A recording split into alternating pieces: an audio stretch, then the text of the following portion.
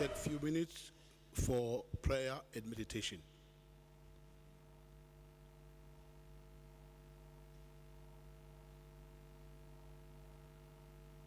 Thank you very much, councillors. You may be seated.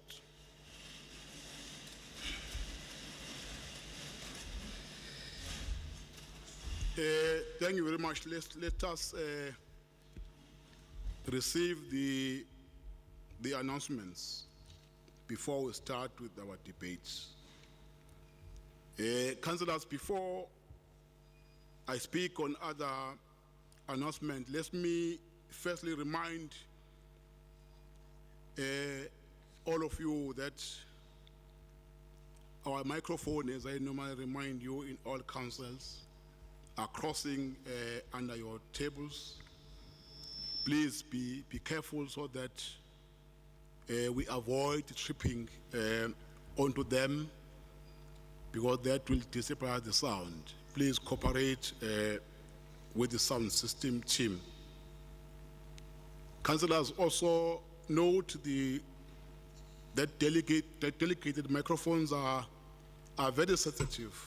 Therefore, when in use, let us avoid lifting them up. Ngoba ayaphazamiseka lokho kuphazamisa umhlangano. When the mic gives you a challenge, try going to another microphone next to you while electing the administration to address your challenge. Kunokuluwas phazamiseka. May I then officially thank all of you councillors for making time to attend this special council meeting to debate the State of the City address. I also remind you councillors to complete the attendance register that is circulating by the Secretariat, so that you are all recorded that you are present in the meeting. In terms of the order of procedure circulated, an indication was given that this meeting will also deal with the in-committee items. Please note that we have since decided to let this meeting focus only on what is intended to do, the State of the City address debate. The in-committee items will then serve in the ordinary council meeting next week. As we begin our proceedings, fellow councillors, let's conduct ourselves with dignity and decency, in compliance with the expectations in terms of the councillor's code of conduct. A professional and a respectful person raises a point of discussion without being unnecessarily rude to other councillors. In previous council meeting, we have experienced this, but we want to make an appeal to all of you that we refrain from this behavior. On the same breath, councillors, let's cooperate with the administration and security management team supporting us in this meeting. Leadership and respect is hand and glove. Let's all work together, all of us in this meeting. Political party whips, please note, you have also have a responsibility to ensure that your members remain in good behavior in this meeting and manage their movement in and out of the meeting. I have discussed this with the whip of parties. I have made a formal request for them to assist me to maintain order in this meeting. Speaking on the activities contributing to promoting economic growth in the eThekwini, kindly join me to congratulate the city for successful hosting the Africa Travel Indaba from the 9th to the 11th May 2023 in this venue, and it was a success. Indaba is an international tourist event that put Durban and KZN at the entire African continent in the world map. tourism stakeholders from all parts of the world descend to the shores of eThekwini to showcase their tourism attraction and sharing best practices in the tourism industry. These events bring positive economic spin-off for our city and the neighboring cities. Meanwhile, the city is currently hosting the IWTF World Table Tennis Championship, which commences on the 20th May and due to conclude on the 28th of May 2023. The ICC hands are full due to these events, and that is why we are using this site of the complex for this council meeting. This is the largest and the most prestigious table tennis event held annually and attracting over 500 million viewers globally. Sifuna ukuthi ke halala eThekwini halala for hosting such powerful and big events. It appears the universe is smiling on eThekwini and KZN in these days. Hence, it is celebration after celebration. We celebrate the achievement by the 3 KZN maths and science teachers for flying the country's flag high at the Global Education Awards in Dubai on the 30th of April 2023. Special congratulations to Mr. Ntokozo Shange, a teacher from Inanda Comprehensive High School, for scooping the Inspiring Teacher of the Year Award. Thank you. Still on the congressional mood, we wish to congratulate the following Durban music artists for being honored during the 2023 Metro FM Music Award. DJ Tira, Skywanda, Dladla Mshungisi, Sizwe Mdlalose, Miss V, and Miss Melo. Thank you. Going back to the business of the day, please note the dedicated speaking time have been allocated for the respective political parties. As such, all political parties have been allocated additional minutes to sufficiently contribute input and comment as we engage on the state of the city address. In terms of the criteria used to calculate speaking time, which is informed by proportional representation, this leaves the minority parties with no minutes to be allocated. However, taking into account the importance for them to also contribute in the affairs of the city, a special arrangement was made to allocate them 1 minute speaking time for the state of the city address. An additional minute has been added for them to have 2 minutes to also add their views on how to take the city forward.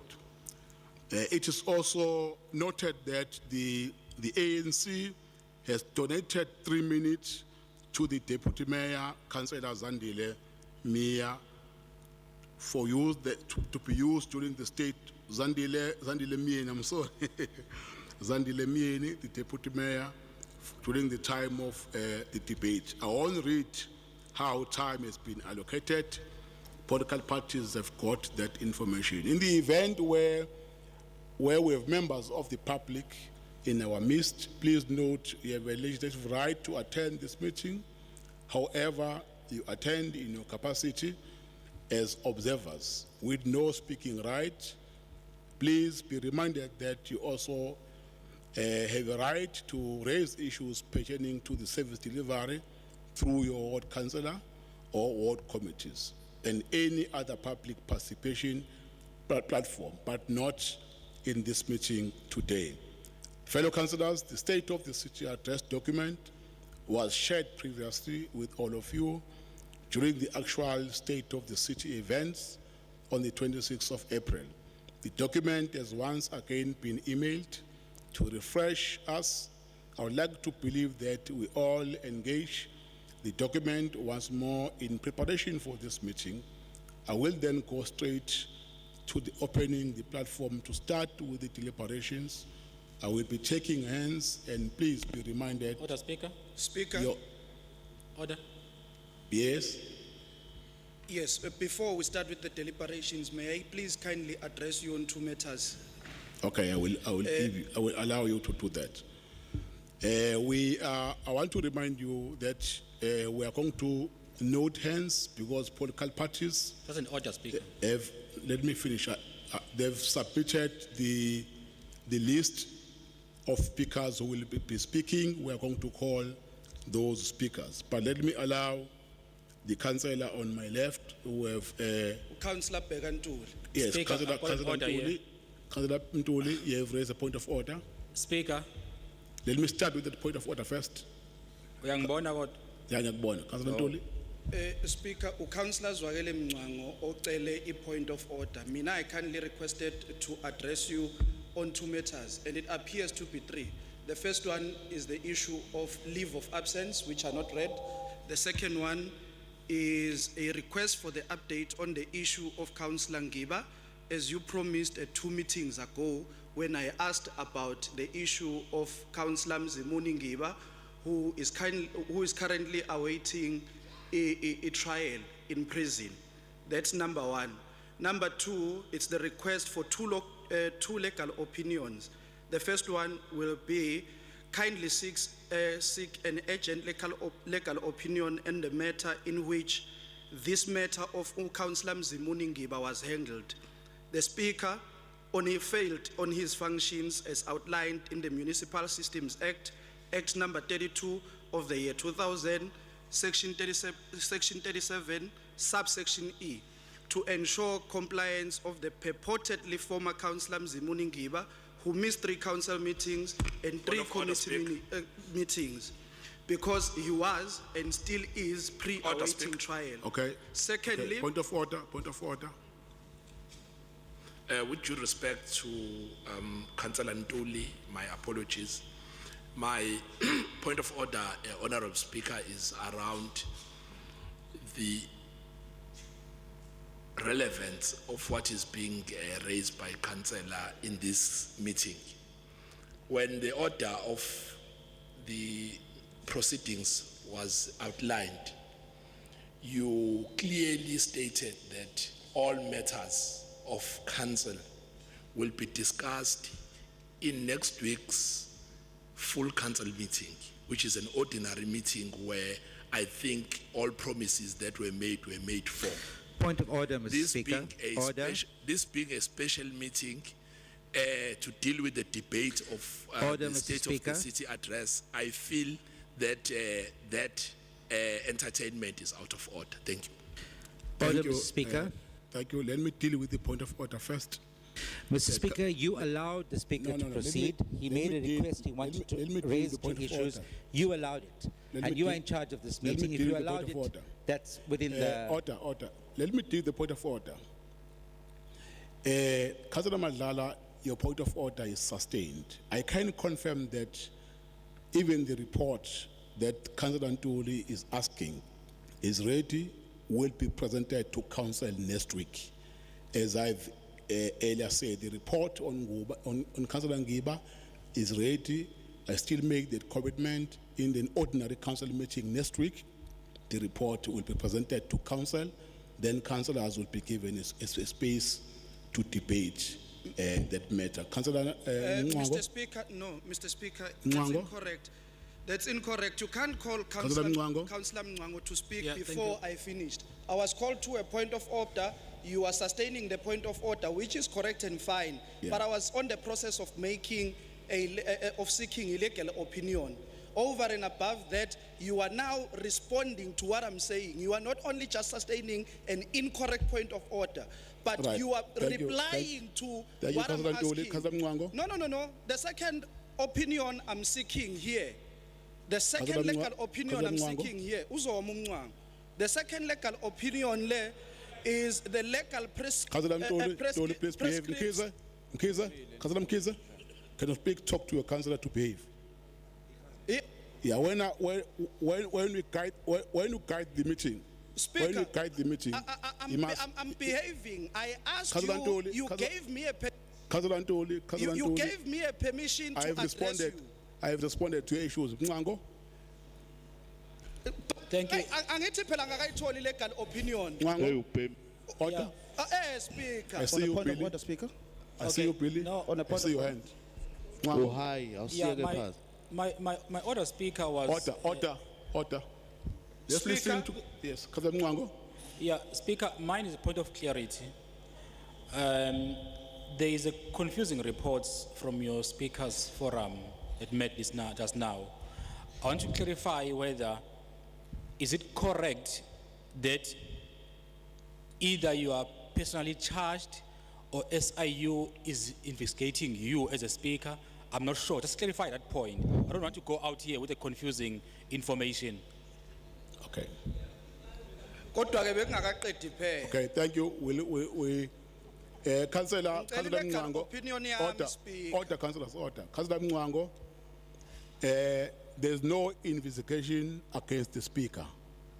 What I was responding to was a question asked by Councillor Visven Reddy, where I said, what I reported to them earlier in the whips committee is that, yes, there is a case that has been opened, but there's no case opened against an individual by the name of Musampele, the city manager. He wanted that clarity.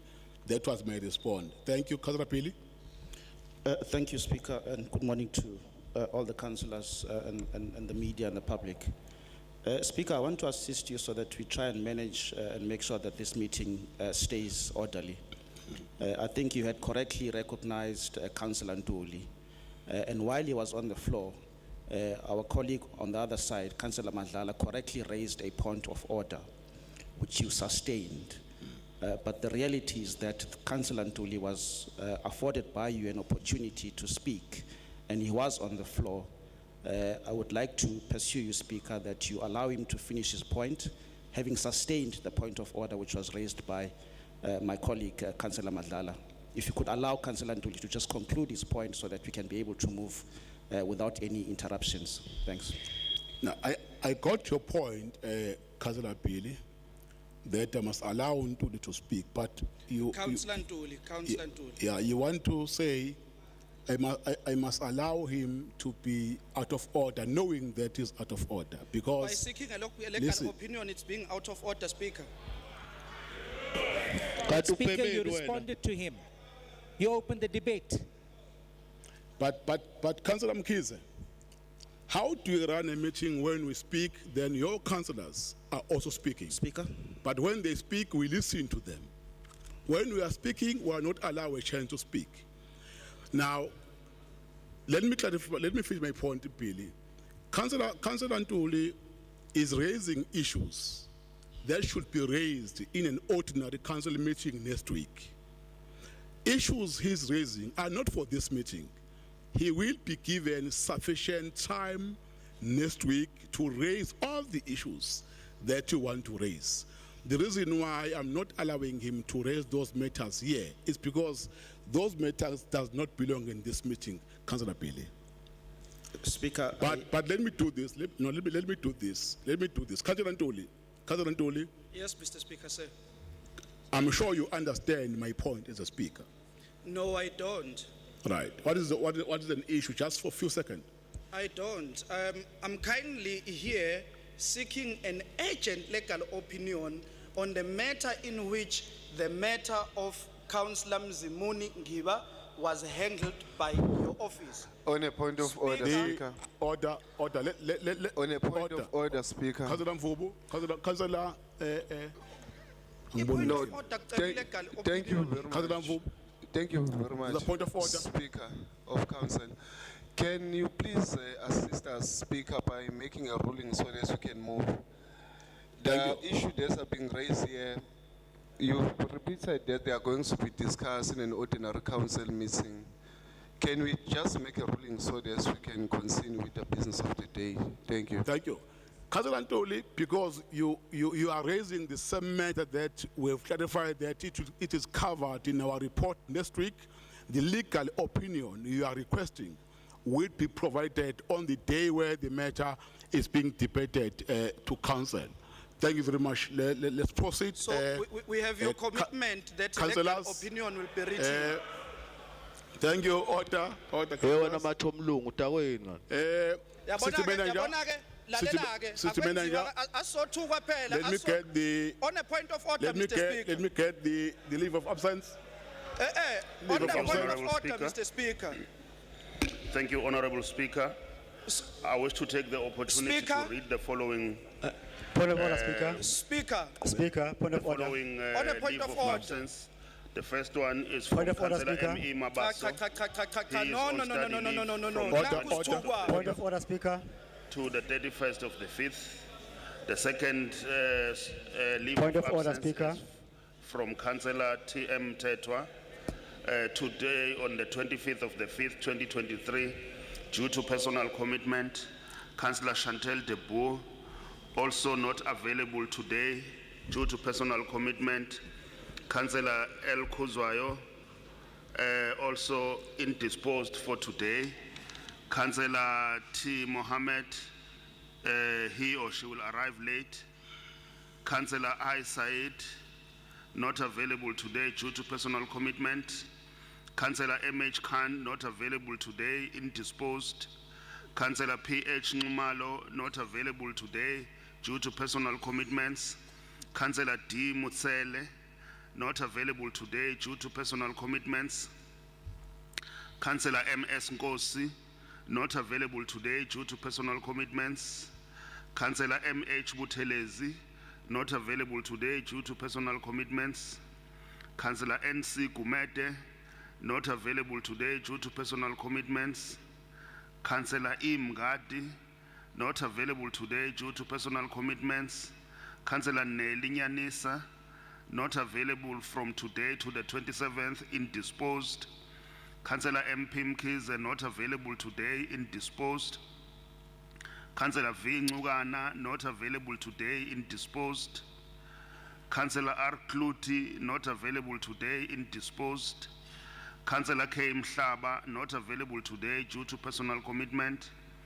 Councillor H.P. Shozi, not available today due to personal commitments. Councillor J. Naidu, not available today, indisposed. Councillor M. Mabaso, not available today due to personal commitment. Councillor O.B. Mvubu, to leave at 12 due to doctor's appointment. Councillor W.B. Pewa, not available today, indisposed. Thank you, Speaker. Yeah, councillors, are all these leave of absence agreed? No, Speaker, no. Okay. Speaker. Thank you. Thank you. Kabazela, No, thank you, Speaker. order, listen. On a point of the leave of absent, I didn't hear if Councillor Tabani Mthethwa's one was raised. Yes, it was raised, Councillor Mkhize. Thank you. It was recorded. Thank you. Eka Councillor Mzimuni ngiba yona. Councillor Ntando. Mhla ka 25 namhlanje Speaker. usuphinde wahona. Order. Speaker, Somlomo. Order. Kuzwayo. Ngiyabonga Speaker. Somlomo. Cha bengizwe Councillor Kwala will come. bengizwe usithi manager lapha ethi Councillor L Kuzwayo manje ngazi ukuthi mina kuphela uL Kuzwayo angiyifakile into ethi angike emhlanganweni lapha. Thank you, Councillor Kuzwayo. Councillor Kwala. Sibonga Somlomo sibingelela. Besicela ukuthola la uCouncillor uArmstrong Mkhize weIFP is a personal commitment. Okay. Thank you. Let's accept that approach. Councillor Ntoli. point number 1, Speaker. Kukhona uCouncillor osithukile la wasibiza ngamathomlungu wathula Mr. Speaker. So ngithi angiqondise lento. Order. Besides the suppression, freedom of expression, that one is suffering so long. Kubukeka ngazuthi nokundermineka nedisrespect isikhona. Asikwazi ukuthi singathukwe emhlanganweni othi upresidile unama powers authorized Municipal Structures Act, ne Municipal Systems Act, ne Code of Conduct for Councillors, but you are not actually applying that. That is incorrect of you, and it's incorrect of whoever the councillor was osithukayo. So siyacela ukuthi udile naleyo issue leyo accordingly. Ubonise ukuthi you are capable as a speaker, wa electwa ngesizathu. So far sesiqala ukuba nama doubt ukuthi uhleli ngendlela ecorrect leso sihlalo noma watshelekwa yini. ngoba indlela owenza ngayo i-conduct Order, yakho Hayi, wena, i-conduct order. yakho remains highly questionable as a speaker. Enye futhi ebengifuna ukuyibuza ke manje iyona leka councillor Mzimuni Ngiba yokuthi njengoba ingekho i-LOA yakhe la kungenzeka kungenzeka yini ukuthi kusaqhubeka kuthathwa njengomuntu opresent la kwi-council Councillor Ntuli, usahola Councillor Ntuli, point of order. nisamholela yini Order. so umbuzo ke lo ngiyabonga Yeah, Councillor Ntuli. Sure. Then whip of council Siyabonga khuluma Somlomo. noma sebekubeka emuva mfana. after. Siyabonga Somlomo. Sicela ukuthi sinikezwe ithuba la Somlomo. All ama whips aceliwe la emeetingini before siqala imeeting. Sasho ukuthi nasi sicelo sethu namhlanje nawo ama items esobe sidila nawo and all these items amanye we noted siyawazi azile sicela ukuthi sidile nawo nge ordinary council meeting. Siyabonga hlalo. Thank you, Councillor, whip of council, Councillor Ntuli, and all of you councillors. In my opening remarks, I warned you to what you are starting to do to disrupt council. I've also referred you to previous council meeting where you do the same. I want to make an appeal to all of you councillors to allow council to continue with its business, but I'm appealing that we all behave so that we achieve the objectives of the day. Is an appeal. Last time I once said to you, sitting in the floor, you deliberately start a chaos. Then when you exchange words, deliberately so, then in the mix of that, you accuse the speaker, while there's no item where the speaker has opened for you to debate without any rule where you base your argument. Again, I want to remind you that to refrain from that, don't raise unnecessary issues in the meeting, don't invite unnecessary attack and response to your fellow colleague because it disrupts our meeting. All issues that have been raised by the speakers, we have responded to. Again, Councillor Ntuli, the issue of Councillor Mzingiba will be tabled in the council agenda next week.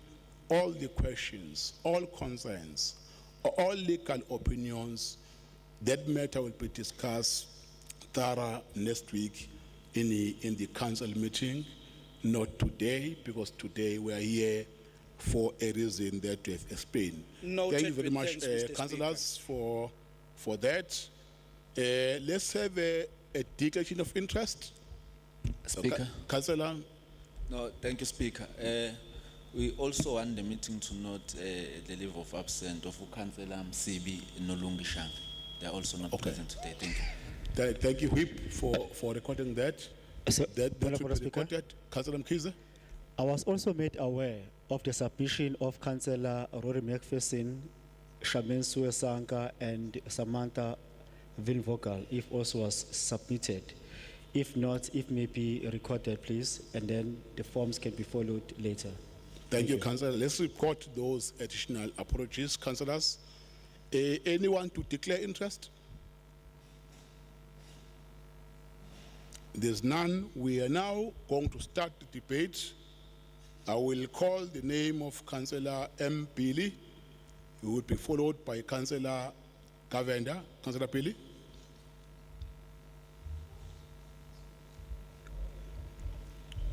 Good morning, Speaker.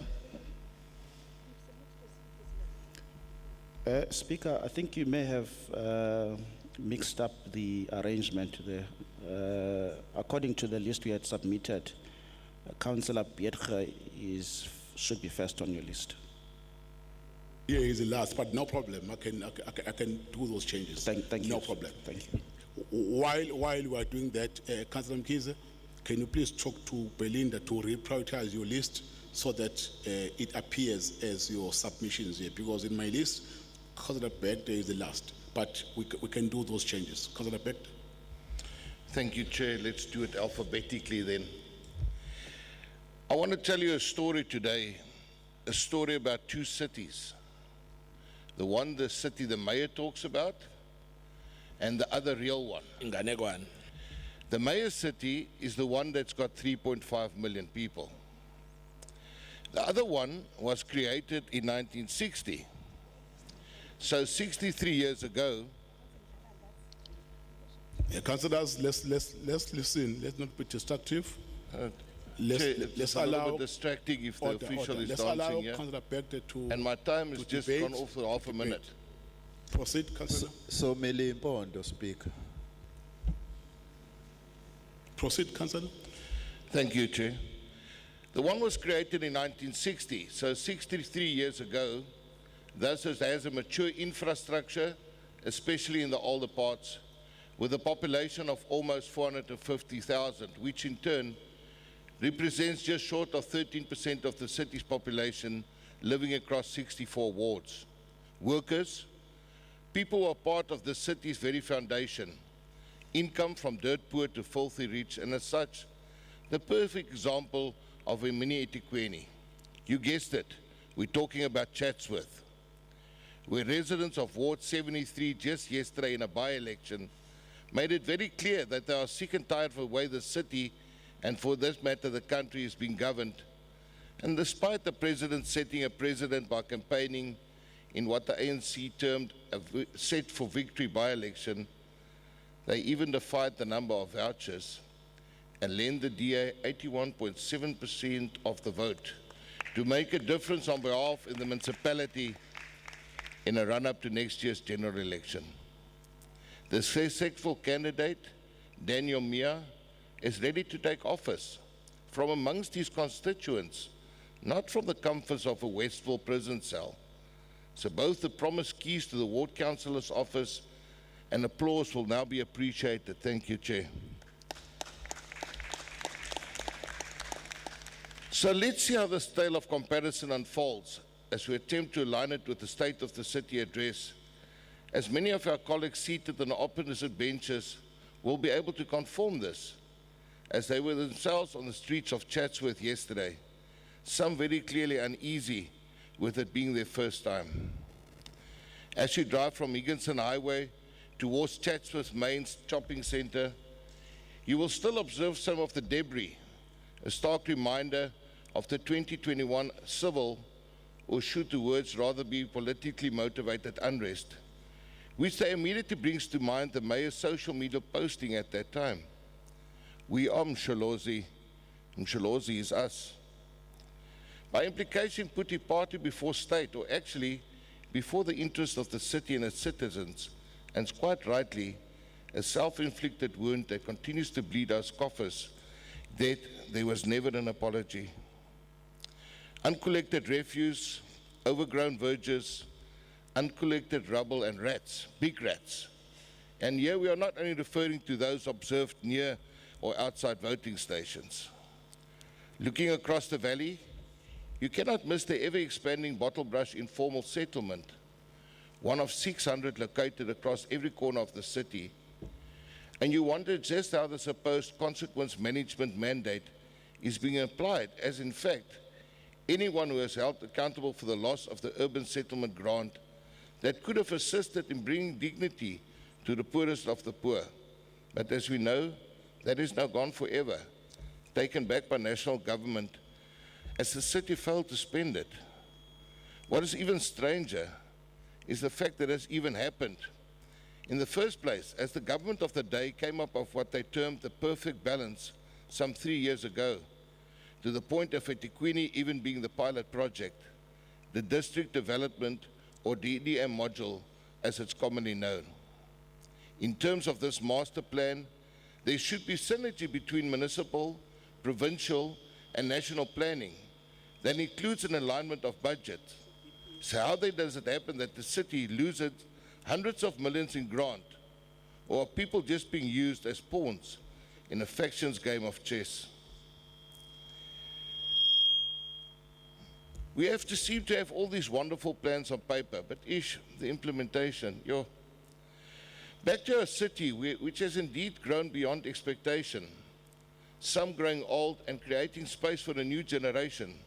A mix of gender and nationality continues to arrive, when with an estimated 25% increase over a 5-year period, it could increase to 100% of the current number in just 20 years. Just 20 years. So 900,000 people for Chatties and an astonishing 7 million people for the city. So let's be honest here. Driving down the streets yesterday, it was no different from anywhere else. Sewage spills, here, there, and everywhere, which has one think. If this is the case now, what is going to happen if double the amount of people crush a bunny? Is the city thinking ahead? Are they maintaining the infrastructure? Are they going to put more and bigger pipes? No, it goes further than that.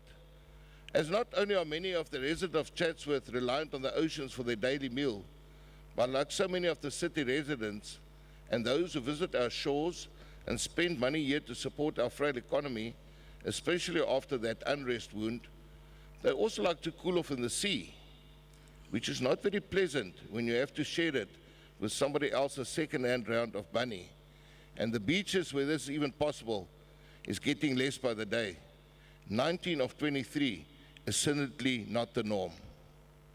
So there we have our Chatties resident, Volkswagen Golf, already dirty from the mud caused by running water down the streets for weeks on end, 57% seemingly going unnoticed by those consequent unmandated employees, unable to replace the potholes and trend-damaged front bumper due to highly estimated bills, heading to his auntie in Phoenix, just hoping for a bite and a cup of tea, only to find that they have neither power nor even water to boil a cup, which is again strange, as the mayor promised a new fleet of 55 water tankers by end of May.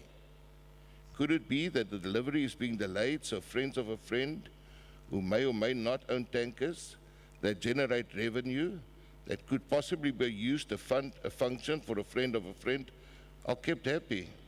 I'm sure time will tell. So back to Chatsworth. We are going to drive along Higginson Highway.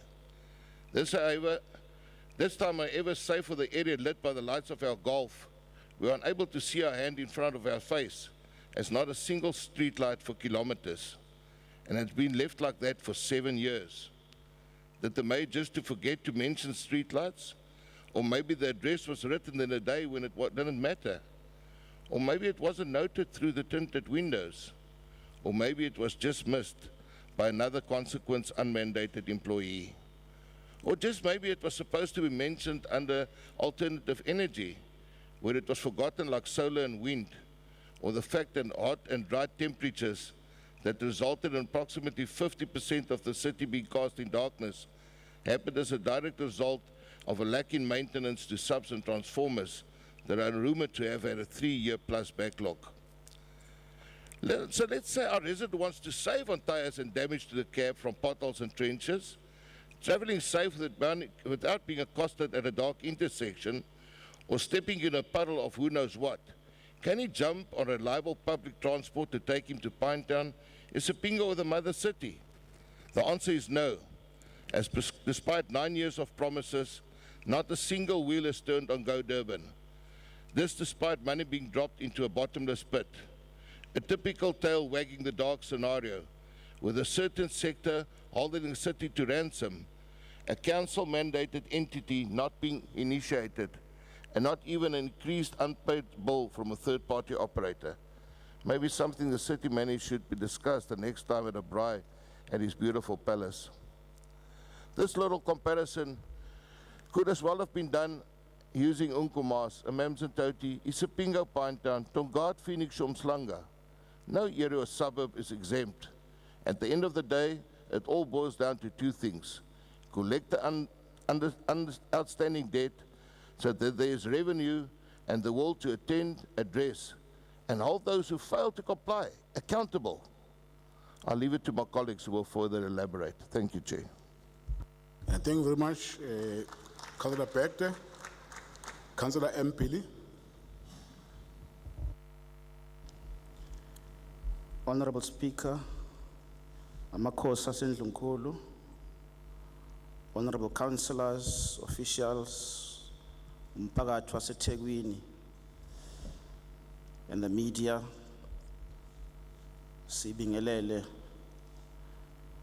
Honorable Speaker, let us take this opportunity to congratulate the Democratic Alliance for a spectacular win of Ward 73 in Chatsworth yesterday.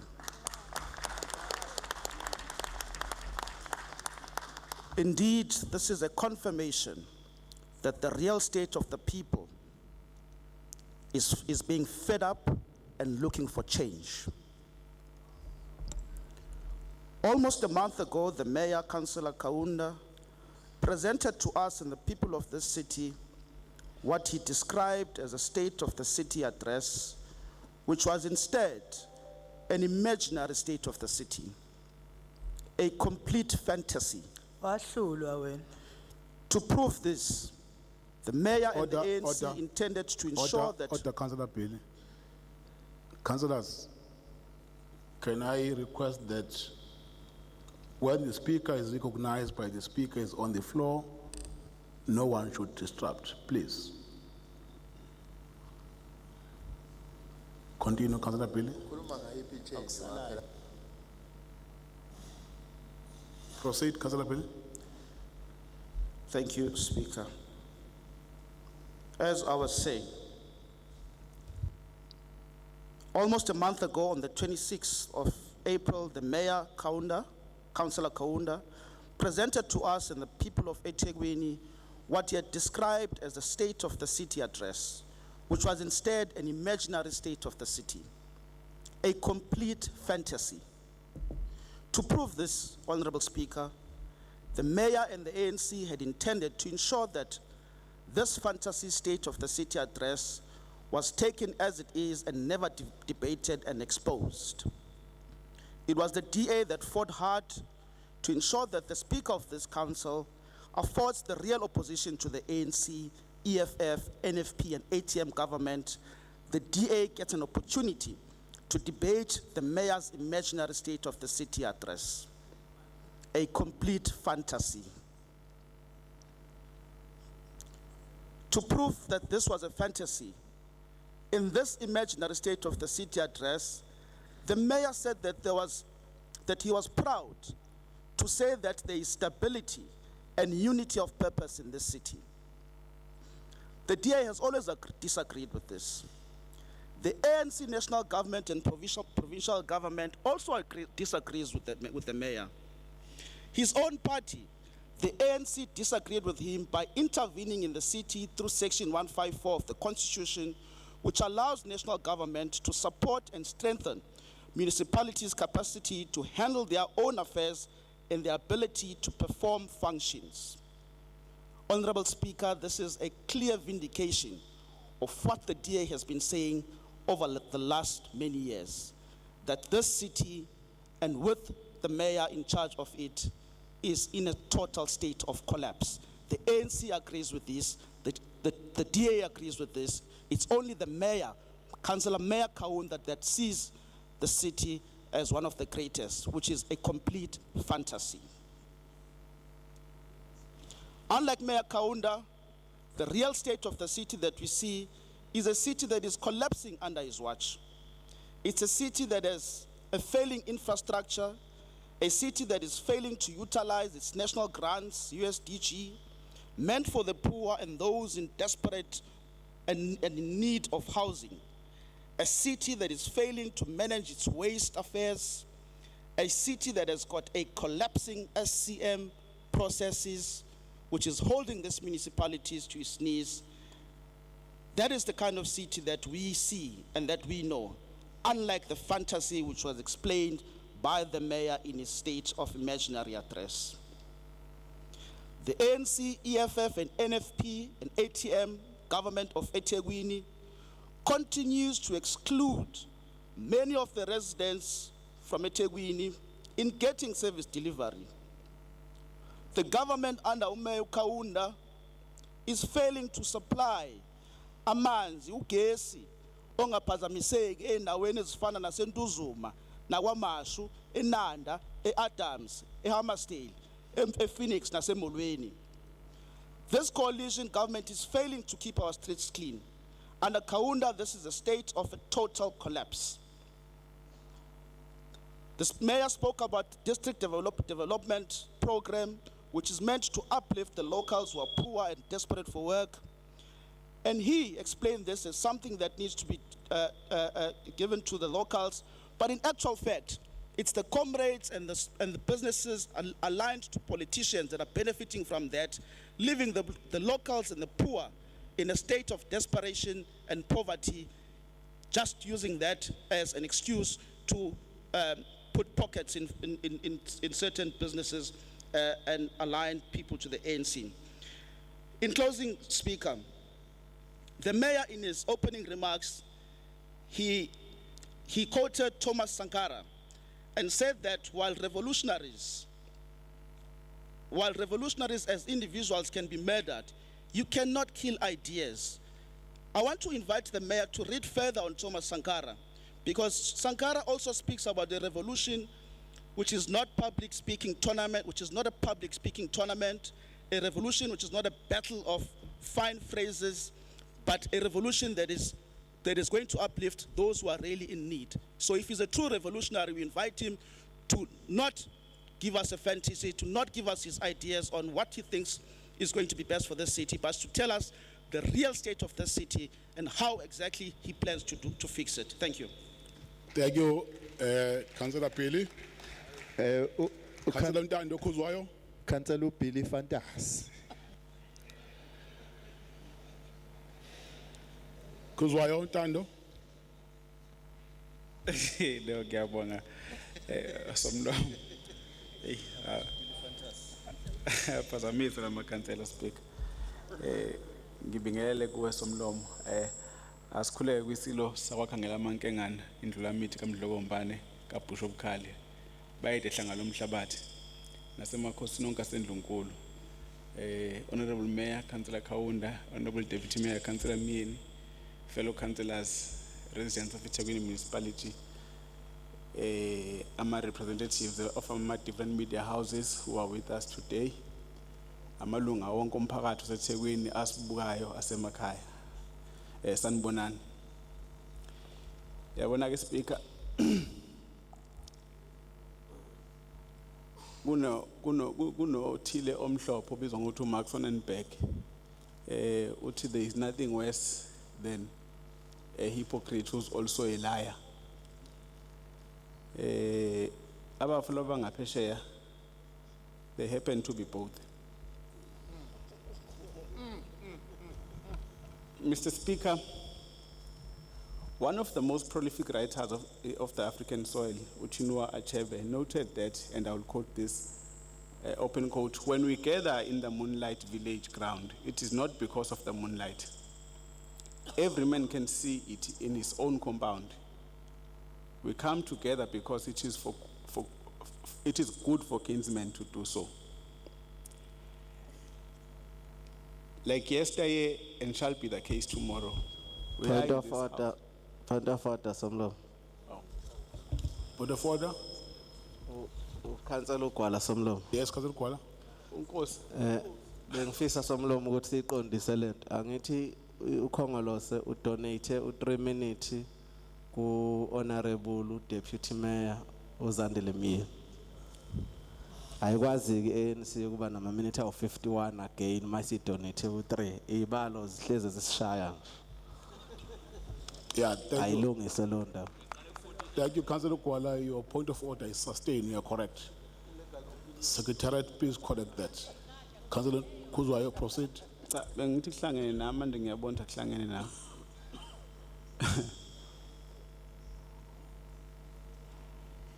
Sihlangeneke lapha njengomkhandlo waseThekwini ukuthi sizokhuluma ukuthi senza kanjani uqinisekisa ukuthi abantu baseThekwini baphila impilo engcono. Lokhu sukusho despite the devastating effects that the city went through last year. As indicated by His Worship the Mayor, we have been battered by disaster of an unimaginable proportion. In fact, ama researchers, Honorable Speaker, as a Wits University and as a University of Brighton in UK, confirmed that the April 2022 floods were the most catastrophic natural disasters in terms of loss of life and overall economic impact. So I fully agree. Ukuthi sonke sabona, we experienced a disaster, and but we were also able to realize ukuthi as a city we are able to bounce back. Just a year ago, Speaker, savuka mhla 11 April, umphakathi wasemolweni ewushwini eBhambayi, eMzinyathi, kwaNdengezi, eMangangeni, eTshelimnyama nezinye indawo, completely cut off from the rest of eThekwini. Ama-bridge ayehambe namanzi, imigwaqo ingekho. This meant that they were no longer connected to livelihood opportunities, and moving people and goods through safe and dependable roads was no longer possible over Umlazi River, since the bridge of the South Coast Road was destroyed. This meant delays with huge costs to households and industries. Speaker, for us as a caring government, this became an issue because of the right to the city, which is associated with freedoms that were negatively impacted, if not totally removed. Without underplaying the loss of lives, our capital assets and infrastructure such as housing, schools, factories, roads, and bridges were lost. While we have gone past the disaster recovery, we are now implementing our infrastructure rehabilitation program. For our engagement, I wish to highlight the following. Ukuze ngiveze ukuthi osomanga laba bakhuluma into engekho. Our engineering unit has spent over 69 million to restore roads, bridges, and stormwater management infrastructure. And included below is a list. 1, laying of stormwater pipes, dog pond drains, and manholes, a Phoenix. Canalization of the stream, a Chatsworth. Lega tekuthiwa bayiwinile izolo ngoba senzi lutho. Sidewalks and roadway embankment stabilization, a Chesterville. Gabion protection, Itendele Drive, Ntuzuma. Supply and laying of gabions to reinforce river banks, Inanda Newton B. Umlazi, Excess BEM, South Coast Road. Konke lokhu Speaker sasikwenza njengomkhandlu wethu kusebenzisa imali esinazo. And through leso sikhathi leso sasebenzisa imali esasikade si-reprioritize from our own funds. Kanye nemali eqhamuka municipal disaster recovery grant, which created over 1,000 job opportunities. Now, we have consciously taken decisions to advance disaster risk reduction and business retention within the South Durban Basin, and an amount of 174 million has been allocated to disaster risk identified in Clark Seafall, Prospection Road Canal, and road upgrade and upstream attenuation infrastructure. This, of course, is going to be implemented in line with our action to protect livelihood and grow the economy. Honorable Speaker, I wish to indicate that a total of 455 projects from the engineering units, including roads provision, roads, stormwater maintenance, coastal stormwater and catchment management, and a total of 1.2 billion from the disaster rehabilitation grant, will be implemented come July 2023. In fact, in some cases, contractors have already been on the ground. Lana ke Speaker, oma ngabangaphesheya bayahluleka ukuthi bechaze ngoba asikwazi ukuthi sithathe context yabo sibuyise eThekwini ngoba baphethe la.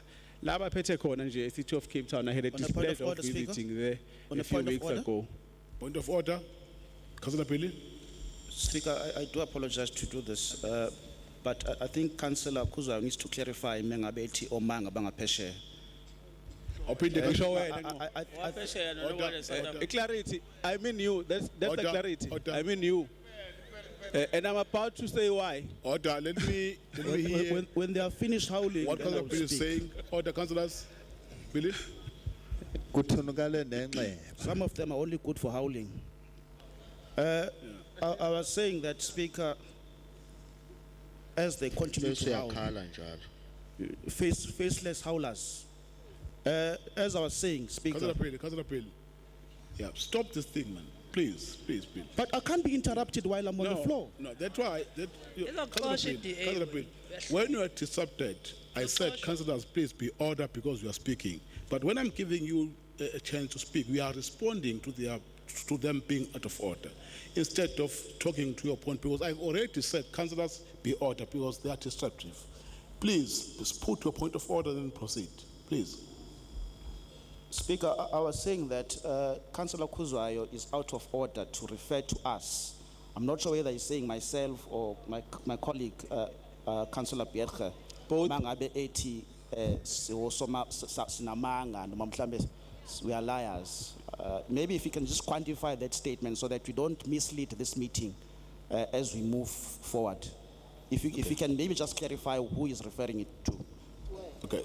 Sorry, let's do this, councillors, because Councillor Kuzwayo is still on the floor. He's still yet concluded his debate. Let's allow him to conclude his point. Councillor Kuzwayo. No, thanks, Speaker. No, I can clarify him easily, Speaker. A total of 455 projects from the engineering unit are currently being implemented. That can never be a city that is in total collapse.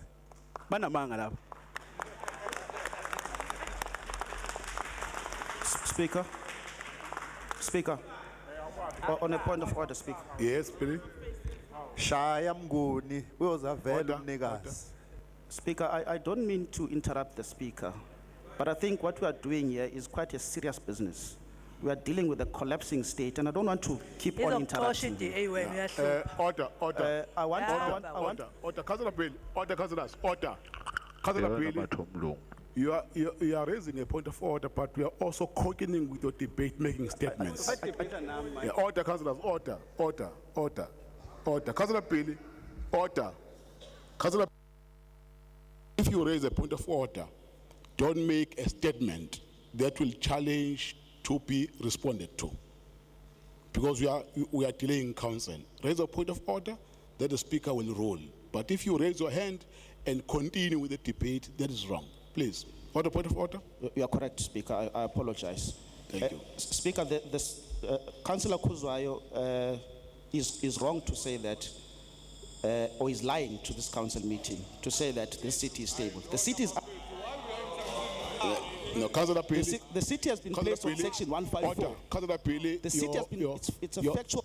Your point of order is overruled. Continue, Councillor. It's a factual point that the city has been placed on section 154. Your point of order is overruled. That can't be stability. Councillor Pili. No. Councillors, order. Speaker. Councillor Mandala.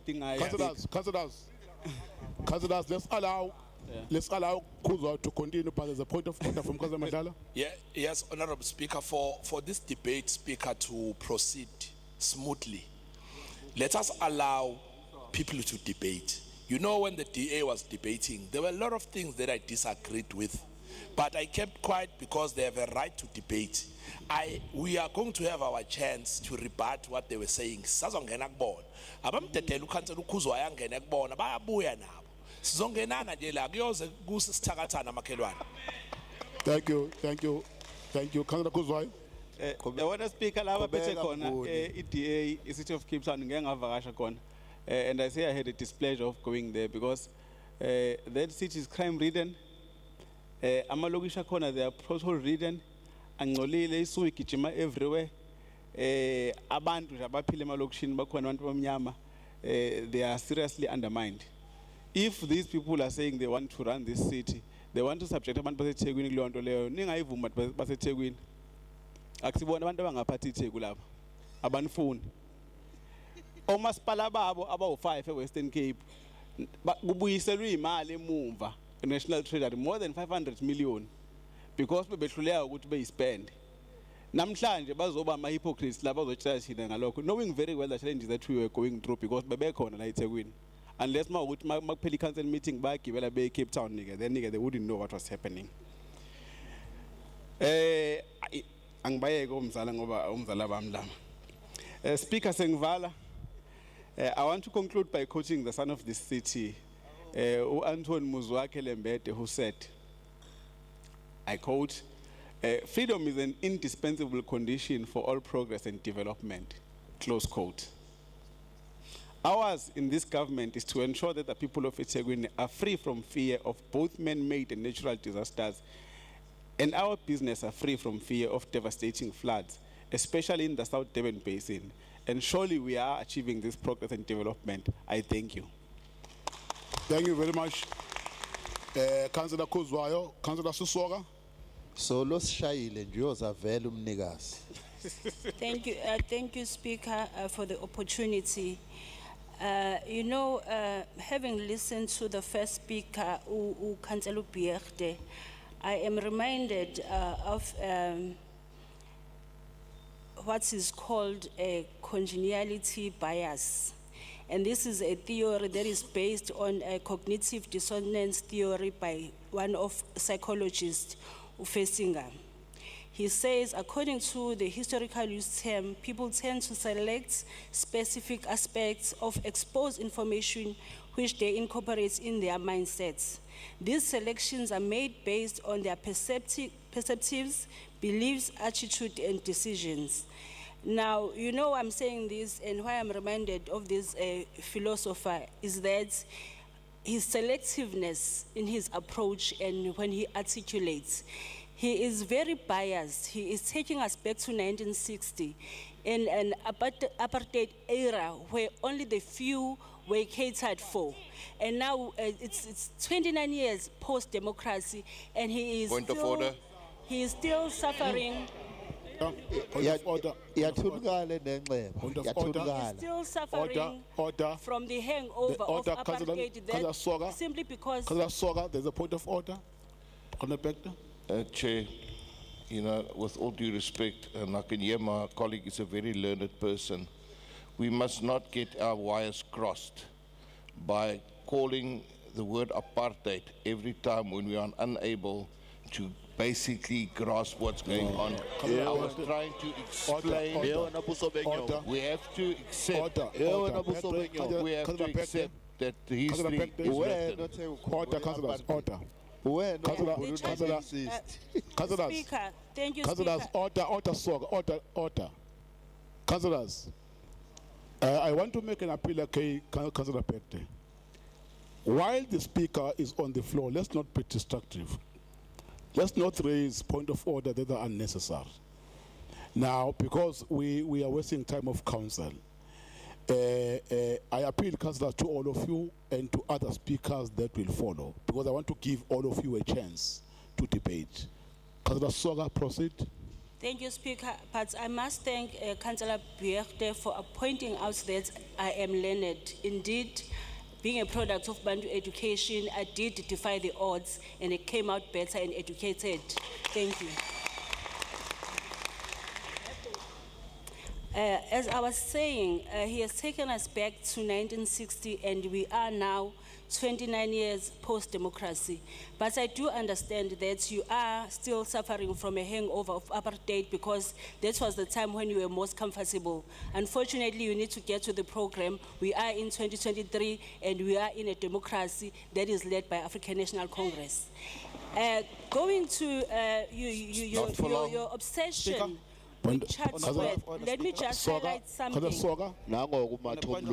Order, Councillor Pili. Councillors, sit down, please. There's a point of order from Councillor Pili.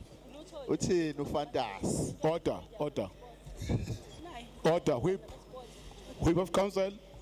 Can you please whip assist me for the ANC councillors to behave so that they allow me to hear other speakers when they address the speaker, please. Councillor Pili. Speaker, you can't allow this. Councillor Sisoga is out of order. Order. Let me, councillors, let me hear the point. Let me hear the point. To directly place Councillor Bierge as a participant of the apartheid system. That is completely out of order. Thank you, Councillor Pili. Councillor Soga, please proceed. Speaker. Thank you, Speaker. Speaker. Yes. I would like you to make a no, there's determination. There's no need to rule because you know that we are wrong. Continue, Soga. Speaker, You can't allow That's not that. a point of order. It That's is not a point of order. I would That's like not a for you point of to order. entertain it and to make Yeah, a ruling number on it. two. That's not a point. Let's allow the debate to flow freely. But it can't flow with Councillor Soga, Thank you, Speaker. Yeah. point of order, Councillor Ben. Mr. Speaker. Thank you, Minister. Order, Mr. let me Speaker. listen. You see, Speaker, you've just said it now.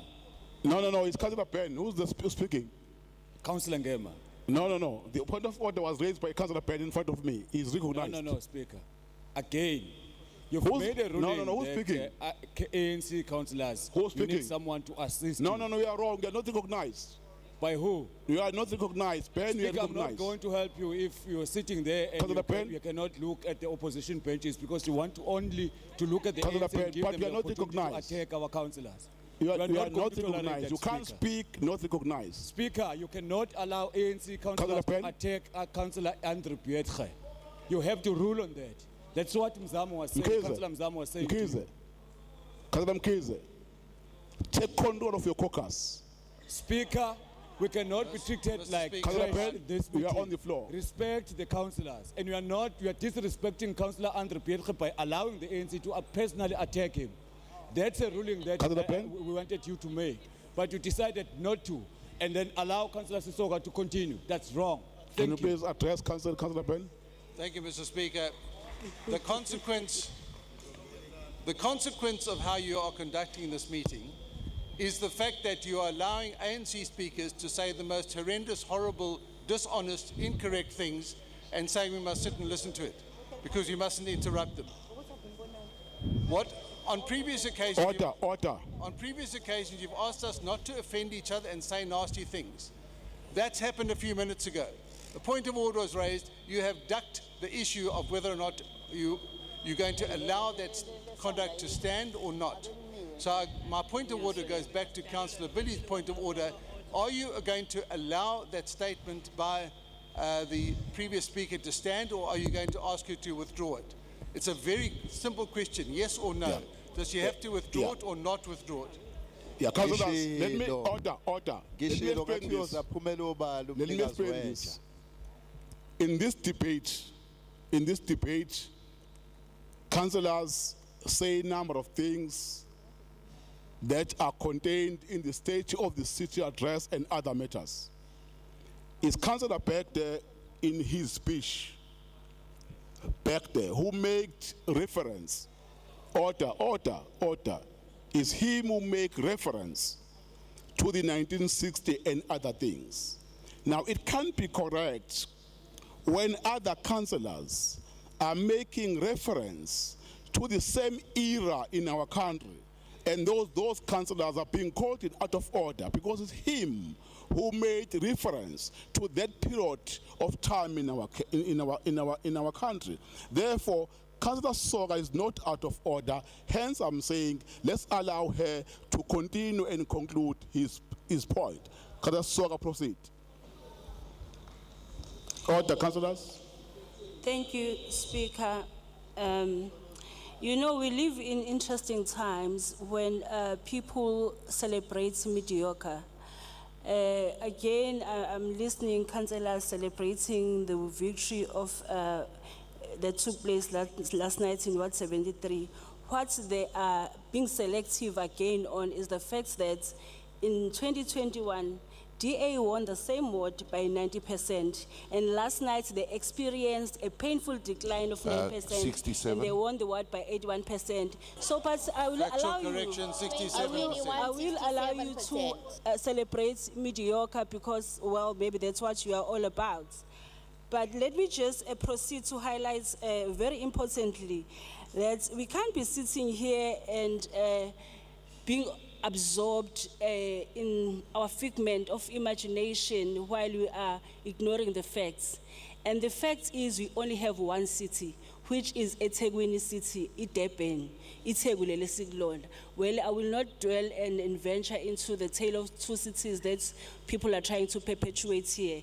The fact is, at eThekwini, when the mayor did his state of the city address, he was very clear on the issues of sanitation. He even went further to talk about the projects that the eThekwini will be implementing. Let me refresh your memory. He spoke of Okunjini Water Works, he spoke of Nkizwane Water Works, he spoke of Adams Reservoir, Zwelibo Water Pipe Phase 2. These are just projects that the city is investing millions in to correct the wrong, again, I will say, because it did happen, of apartheid, when they created the infrastructure, they only catered for the few. Now the population has gone up, contrary to the 400 that you are talking about, that you were catering for during the apartheid times. Now in democracy, we're catering for everyone. People of Imbumbulu who did not have access to water and sanitation now have to be catered for. So now please, let's be very honest when we are dealing with issues and be mindful of the fact that some of us in this dispensation of democracy, we cater for everyone, even our oppressors. We are not leaving them behind. So my point is, let's be mindful of the fact that we only have one city, which is eThekwini, that is doing very well, as the mayor alluded in his State of the City address. Thank you. Thank you very much. Thank you very much, councillors. Councillor Toma. Honorable Speaker, sir. Disciple debate. Speaker. Councillor Toma, then Councillor Ntuli. Kunenkinga lapha ephuthumayo, ngiyacela Speaker. Councillor Ntuli. Kunabantu abadonsayo lapha emnyango manje asazi noma i-safety sesekhona yini. Kwenze njani Kunabantu abatoyizayo lapha emnyango sebesondele kakhulu. Iphuthuma kuwena. Iphuthuma kuwena. Okay, that's fine. I will be advised by our security team about that. Thank you, Councillor Toma. Order. Thank you. Order, councillors. Councillor Toma is on the floor. Order. Siyakuthuma hamba kubona. Councillors, order. You see, Toma, Thank you, Speaker. Before you address Councillor Toma, but Mayor, I know, councillors, that is not something we are familiar with, to have a debate of this nature where we are debating the State of the City address. It's something new. That's why most of you don't take this session serious, because it's something that you've never been exposed on. But although it's a new program, please respect this meeting. You are representing your community. You represent your political parties. Use this opportunity productively to express your views on behalf of your people without any disruption. Please, councillors. Councillor Mvobo. Thanks. No, sorry, Councillor Toma, sorry. No, Angbonge Speaker. Greetings to councillors. Greetings to officials. As economic freedom fighters, we are disappointed by slow pace to service delivery to the people of eThekwini in the financial year 2020 to 2023. But in that note, Speaker, in the FF, we have one of our occasional principles, we have got 7 occasional principles. In one of those occasional principles, we've got what we call constructive criticism, also self-criticism. So in as much as we are going to criticize this municipality, at the same time, we'll self-criticize ourselves as councillors of this municipality, as well bring also solutions. So as an EFF, we are criticizing this municipality for failure to expropriate land without compensation in order to build houses for those people whom were affected by the storms. Secondly, we are criticizing this municipality for failure to create sustainable jobs for the youth of eThekwini. Thirdly, we are criticizing this municipality for failure to get rid of bucket system the people of Inanda and Tuzuma that are still subjected to. We are also criticizing this municipality for failure to open clinics 24 hours so that the people of eThekwini get a quality health care. We are also criticizing this municipality for failure to create access roads in areas like Ward 100, Ward 105, Ward 199, Ward 3, Ward 1, Ward 7, Ward 61 as well, Ward 60. We further criticize this municipality for failure to deliver quality water to people of eThekwini in time. The last one, we criticize this municipality for failure to give people of Ward 17 access to electricity. Speaker, as the EFF as well have said that one of our principles we are criticizing, at the same time, we also criticize constructively. Speaker, can you please be protected? There is a disturbance here from the side of Inkatha. Point of clarity. So let's just Order, Councillor Kluma. Councillor Mkwala. Ngixolisa somlomo uzongicontrola kodwa mangene lokho za. Kuba kubi la endlini masihleli kuzoxekwa ukhongolose nje njalo xa ukhongolose. Kuthi namadlela ndawonye kakhulu. Councillor Mkwala, that's not the point of order. Ngifisa ukwazi Councillor somlomo. Kluma, continue. Councillor Mkwala, that's not the point of order. Clarity. Point of clarity. Yeah, that's why I'm asking you that is not the point of order. You can only raise a point of order, but that is not the point of order. I said the point of clarity. Wait for time to debate. Wait for time to debate. Councillor Kluma. No, thanks, Speaker. Councillor Gwala, I understand what the problem is because the IFP, they don't have any foundation.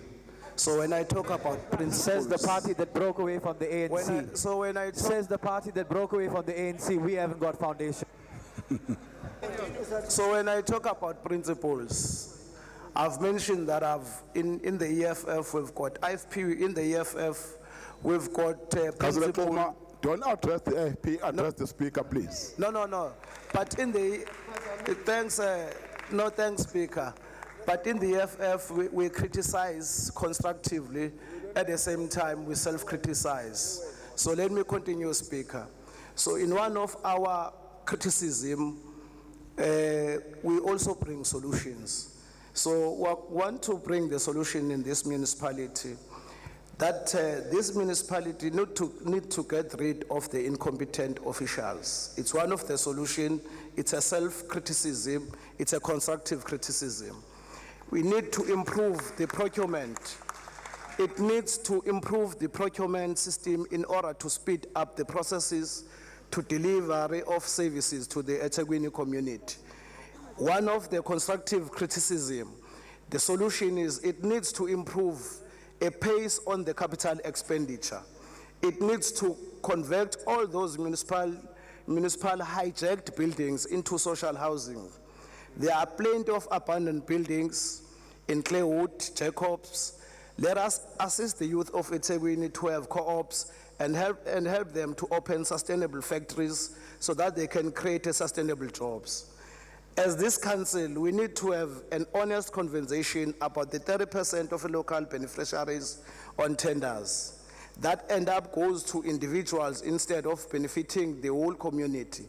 It will be wise if that 30% goes to co-ops, as it already happening in some section of the municipal departments. The typical example is parks and recreation. Thanks, Speaker. Thank you very much, Councillor Kluma. Councillor Anipen. Councillor J. Anipen. Thank you, Mr. Speaker. Mr. Speaker, in his address to us in the State of the City, the Mayor used words like selflessness, humility, courage, vision, and ethical behavior in order to rebuild our city.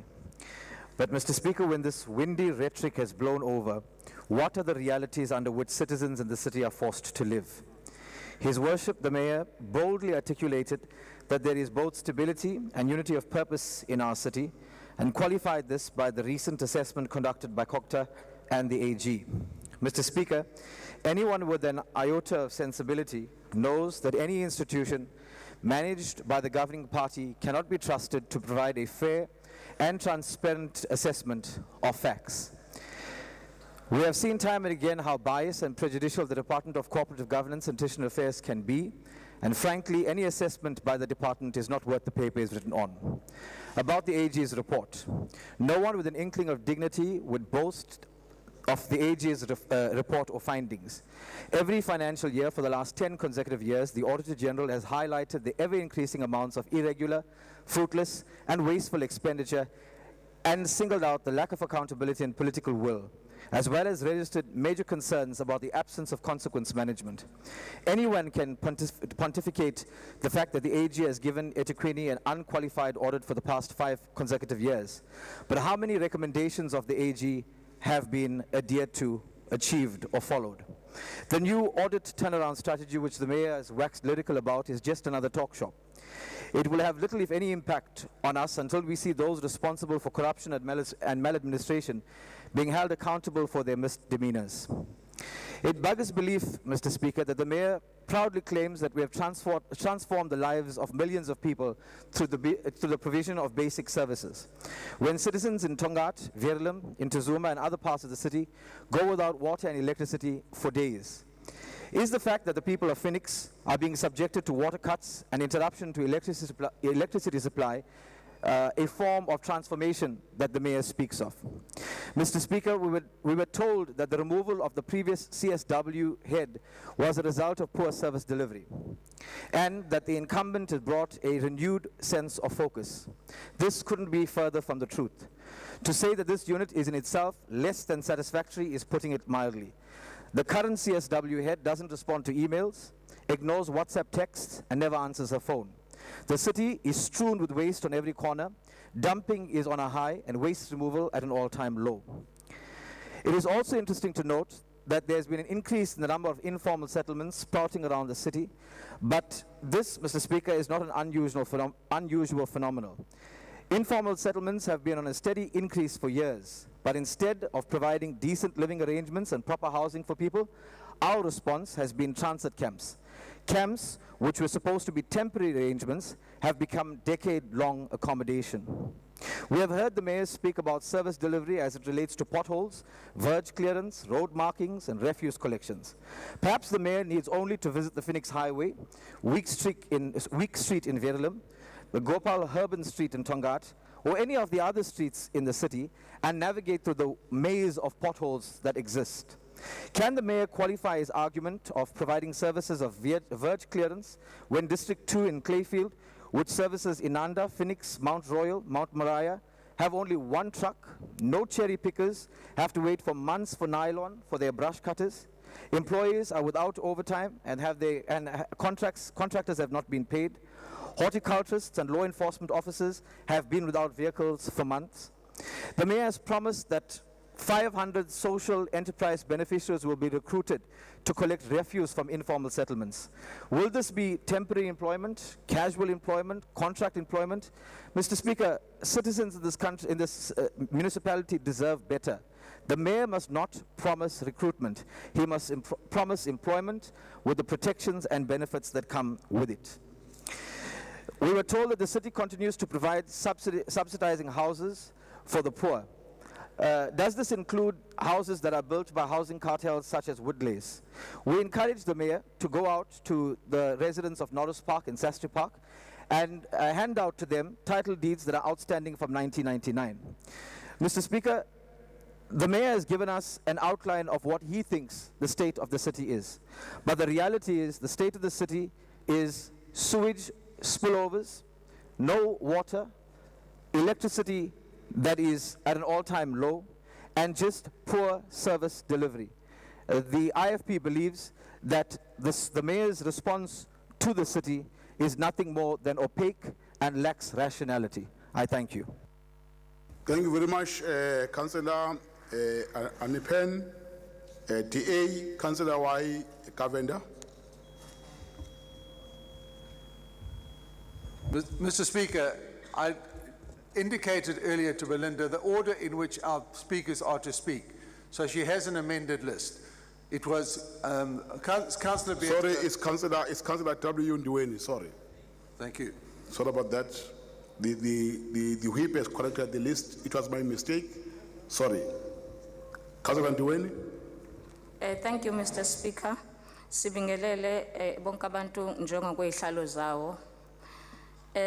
Before I go on, let me put it on record that I am from Ward 73 in Chatsworth, and it was a sweet victory yesterday, so we'd like to congratulate the DA. And the candidate is the Deputy Branch Chairperson in my ward. So we are only as good as the leaders we produce. Mr. Speaker, Mr. Speaker, all is not rosy in the city as the mayor would have made the investors and the people at large to believe.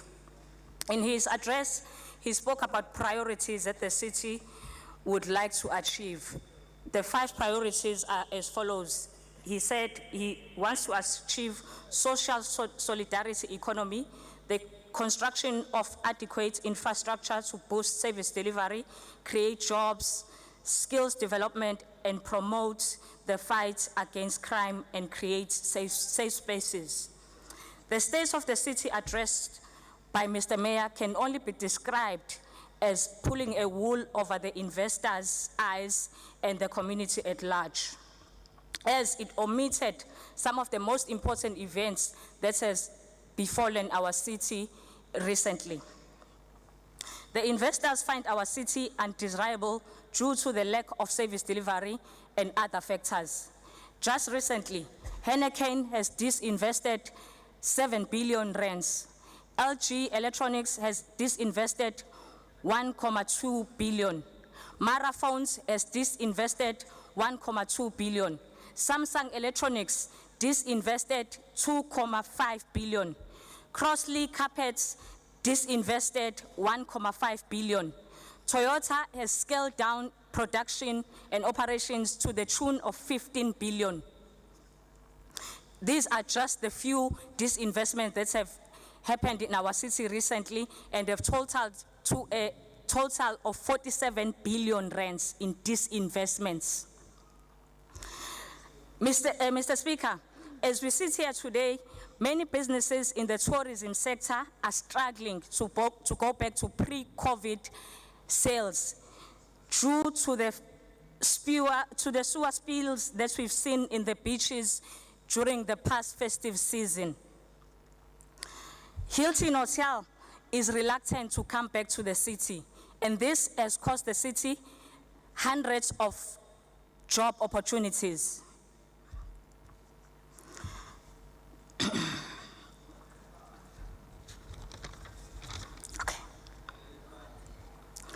Mr. Mayor, Mr. Speaker, tourists do not find the city attractive anymore.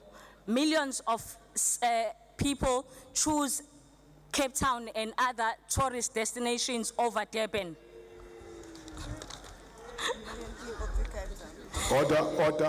Order. The speaker is on the floor. The real state of the city is in decay and is unsafe. You don't have to take my word for this. Just try and take your phone and go down Warwick Avenue and come back to tell us how that went. Or Mahatma Gandhi. Our city is characterized by lawlessness and neglect. Every corner in the city has someone doing something illegal because they know that they will not be facing any consequences. And this has led to investors and business people leaving the city, which is detrimental to the mandate of creating employment. Angeke siwakhe amathuba emsebenzi uma sisahluleka ukudeliver ama-basics to our people. The mayor's heart is in the right place when he speaks about construction of adequate infrastructure. But reality on the ground is that construction projects are held to ransom by mafias, and this has taken the city's infrastructure development backwards and has led to businesses choosing more investor-friendly municipalities. Lack of adequate infrastructure has had dire consequences, as we have seen during the floods of 2021. Had the infrastructure been maintained adequately, the impacts of the floods would have been minimized. Mr. Speaker, I quote from the Bible when it says, "The truth shall set us free." Let us not try and pull the wool over the investors' eye and our communities. Let us tell them the truth. The true state of the city is that the city is in dire decay. I submit. Thank you very much, Councillor Ndiweni. Thank you, Councillor Zet Mwango, with an additional 2 minutes donated by UIM. Councillor Mwango.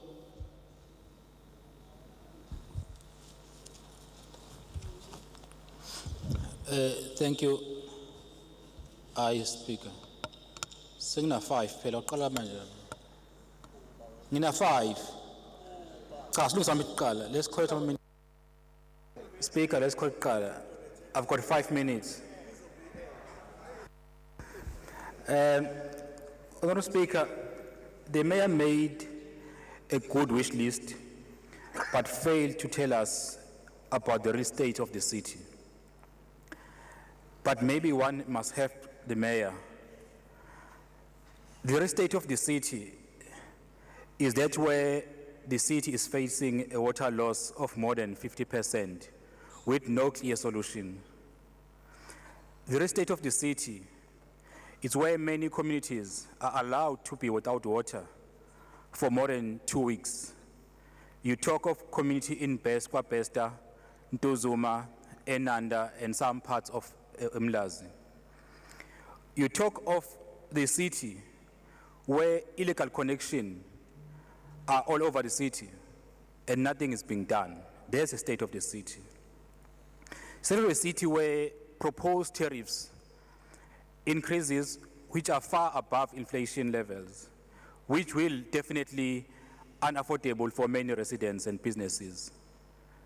And the mayor can claim we are in good shape as a city. We are really in trouble. We are really in crisis as a city. The state of a city where a number of senior officials are facing serious allegations of corruption, where senior officials are alleged to have fraudulent qualifications.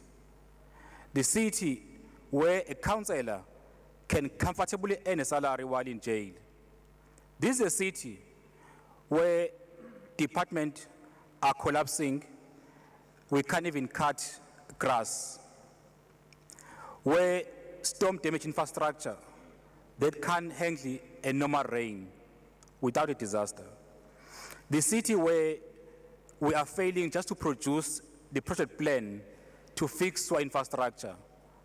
The mayor kept saying there is a plan to fix sewer infrastructure. Till to date, Action SA have been asking for that plan. We have not yet received the plan, to a point that now we are going back to court to demand the plan from the city. The big question the mayor failed to address, how we managed to get 1.5 billion rand from COGTA without a plan, if today you are saying there's no plan. This is a city that is polluting environment. Don't go far. The mayor should just go to Springfield, where there's illegal dumping affecting students from eThekwini College. That's a real status of a city. The city where roads are collapsing. We've got potholes all over the city.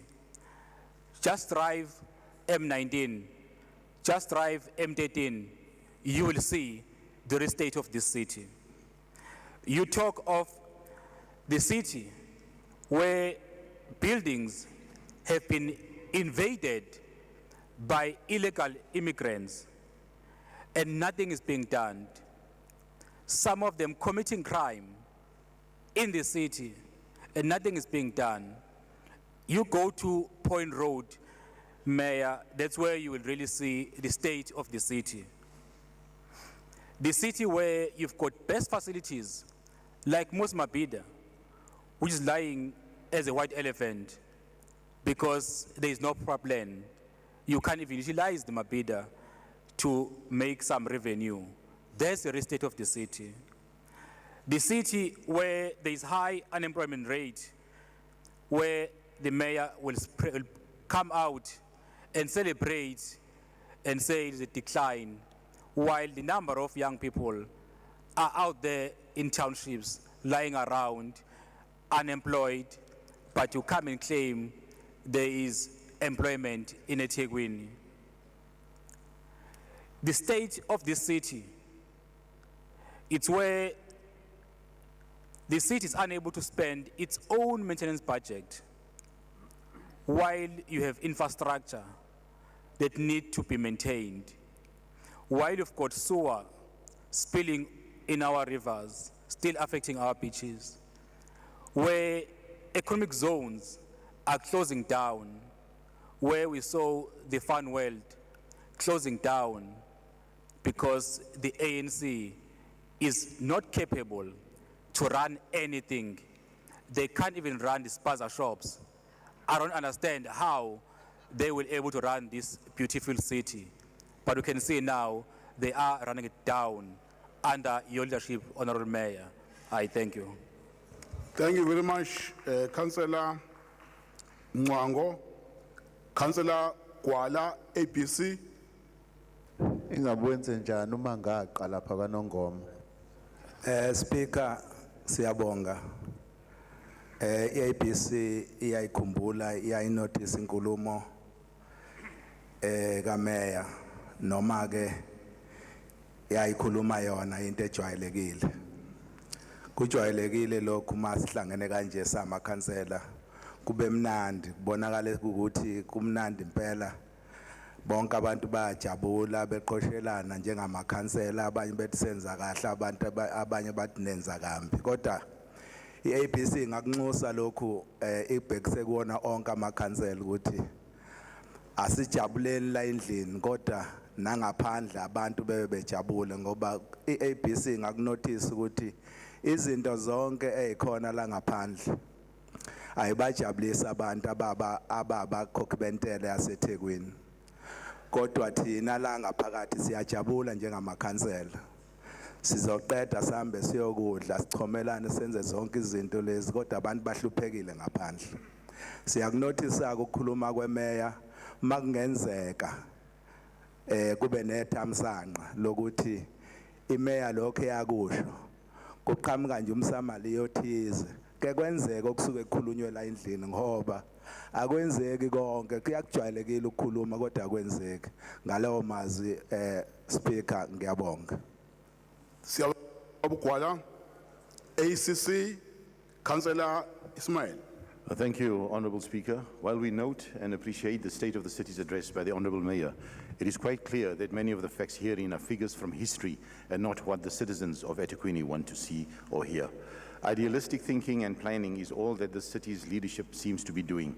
As much as we agree in principle that a pro-poor city is welcomed and we should be taking care of the citizens that live within its borders, we must be cognizant of the fact that we have almost 600 informal settlements in this city, which constitute some 60% of the city's constituency. As much as we understand the needs of those who are indigent, it cannot come at the cost of those ratepayers who toil daily in their meager jobs to uplift their lives, or to pay for their services and to try and afford their children a life of prosperity now and in the future. It is with this that we as the ACC seek change in ensuring that the city puts an end to the number of informal settlements and further development of such across the city.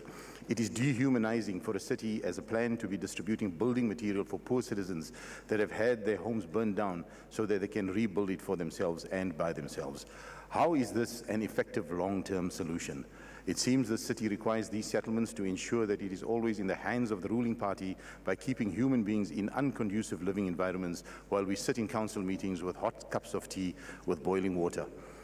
What is our plan and what is the turnaround strategy, and by when will the city not have informal settlements, or have we settled for something that we cannot resolve? The second is, as much as the plight of the poor is recognized, it is obvious that an injustice occurs when good men do nothing. In this light, we are clear that the city's ratepayers bears the brunt of service delivery as a paid-for service, as ratepayers, they are also sponsoring 60% of the population who are not contributors towards the city's coffers.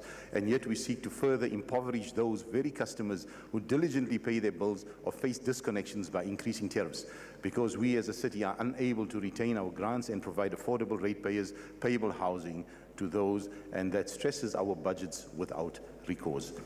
We call on the city to adjust grants and align it to the needs of the poor and the indigent. Time is up. Costs such as those of Time is up, DSW, Councillor. non-revenue water and sanitation, Order, and other time like is up. services. In my meeting with whips, What's wrong? I I requested apologize, that I didn't note my time, you don't Honorable speak Speaker. after your time has expired. Thank you very much. Councillor Esngongo, ANC. Thank you very much, Honorable Speaker. Greetings to the Council. Honorable Speaker, allow me, before I proceed, to quote one of the intellectuals, a revolutionary by the name of Amilcar Cabral.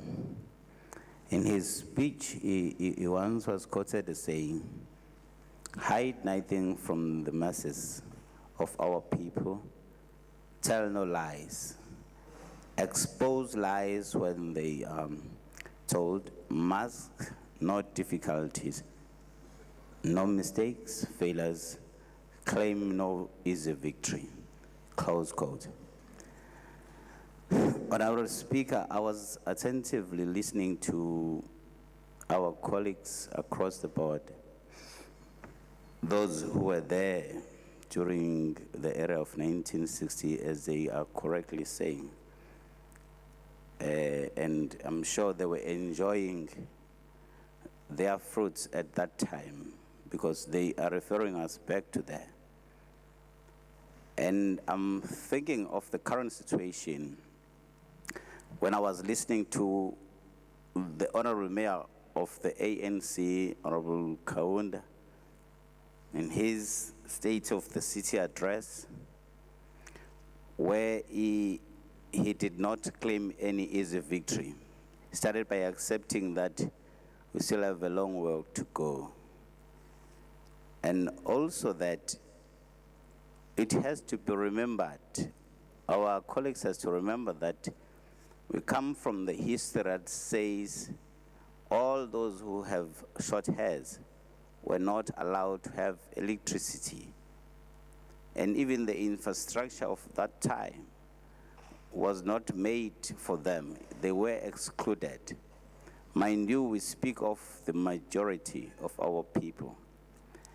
Now, when you want to change that, when the African National Congress came to power, its mission was clear: to liberate our people. So all that has to start by when you know that they don't have electricity, but they deserve electricity. You supply electricity with the infrastructure that was not allowed or made for those people. That is true. In that process, that infrastructure will go away, and in the long run, it will have problems. That is why our Honorable Mayor, in his State of the City address, a mayor of the African National Congress, indicated that the infrastructure that we have now is no longer conducive to be used by the majority of people that are here. That is why it's collapsing, and now we have something called load shedding. And in that, he did not sit back and watch. The African National Congress is a very caring organization. In so, it has made some attempts or programs that seeks to address the imbalances of the past. One of the things that we just had a very successful energy summit, which seeks to deal exactly with the issue of electricity shortage in our country, specifically in our municipality. We must say, Honorable Speaker, that the summit was of a huge success, well attended, and it addressed some of the challenges that we have, because now we can safely say, Honorable Speaker, that one of the objectives of the summit was to ensure that we, in 2025, we reduce this shortage of electricity. And we were not going to stop there. In 2030, our time frame, as per the Speaker, as per the Mayor's address, in 2030, there won't be any huge interest or huge need to rely on the electricity that we use now. That is why we had this energy summit, which seeks to have some other alternative that will address the issue of electricity that is very problematic in our country. So now, that is why I quoted Amilcar Cabral, because he wanted to remind us that we must not claim any easy victories, because you could see now people had a award in their hands and they retained their award, but they're claiming it's a victory. How so? Very ridiculous, I must say. Honorable Speaker, I must say, and we are in a state when that program was launched, it has got two missions. The second part was that it seeks to introduce the regional hydrogen strategy, which that was funded abroad, because we know we have a poor city, our people are stricken, poverty stricken. So now we had to source from fund elsewhere. That is why it was funded by 23 billion of US dollars to assist in ensuring that other means of electricity are being utilized to address the challenge that we have. You know, when we were listening, if we were listening attentively, we could read that Mayor is not sitting back. He is not resting. He's working very hard to ensure that those downtrodden people that are stricken by load shedding, I must say, and compliment the eThekwini municipality, by the way. If you are able to go to other municipalities, you will know what I'm talking about.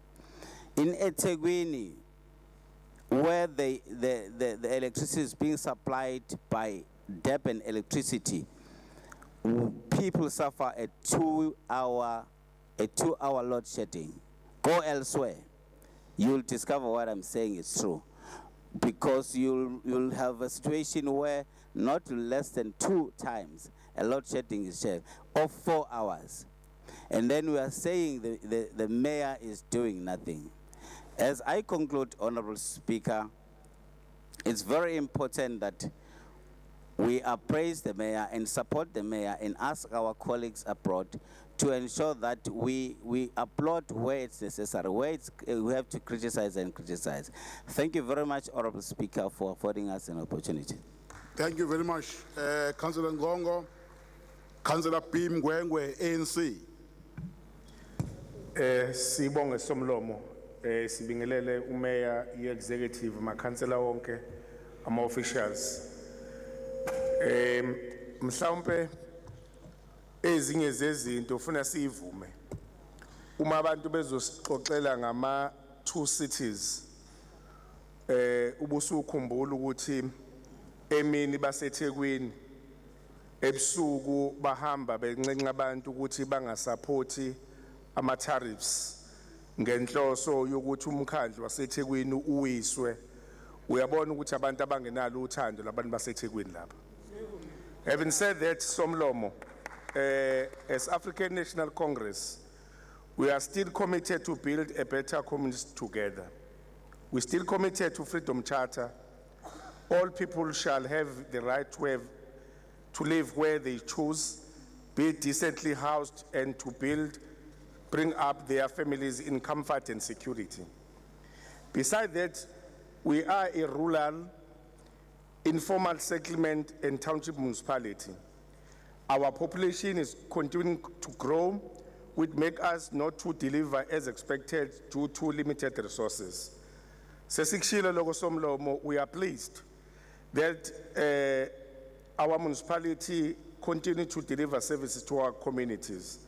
Next month, we will be delivering a big project in Sipingo, Kangu projects, which intend to clear the Sipingo transit camp people.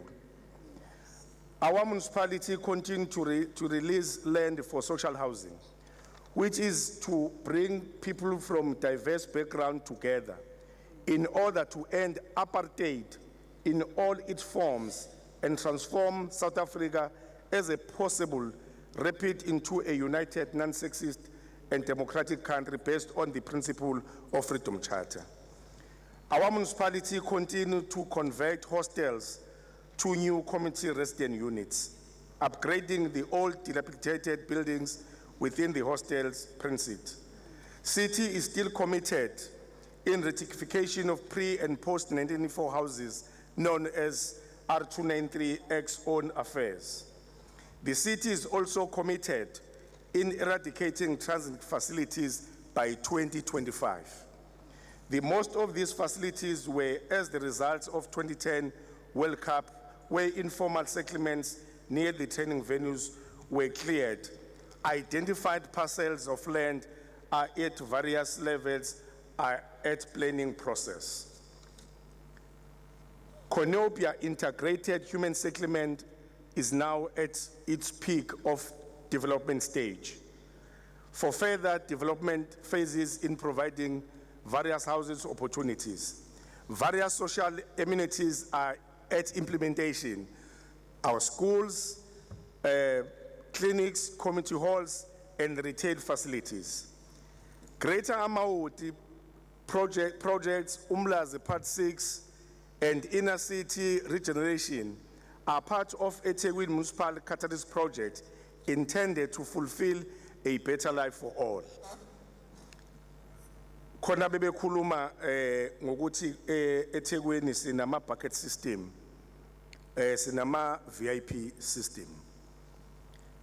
Our municipality is planning to spend 130 million rand in the next financial year to provide alternative sanitation technology.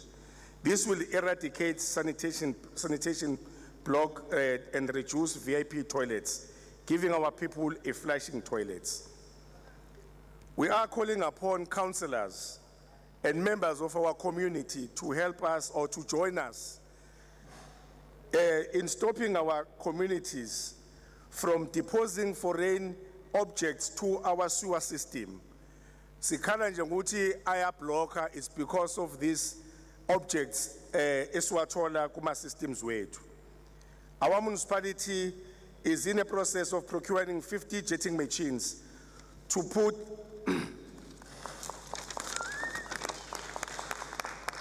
put capacity and make our sewer system functional. Having said that, we are committed that every citizen of eThekwini gets water. It is this the reason that our city is increasing capacity by deploying plumbers in all various wards.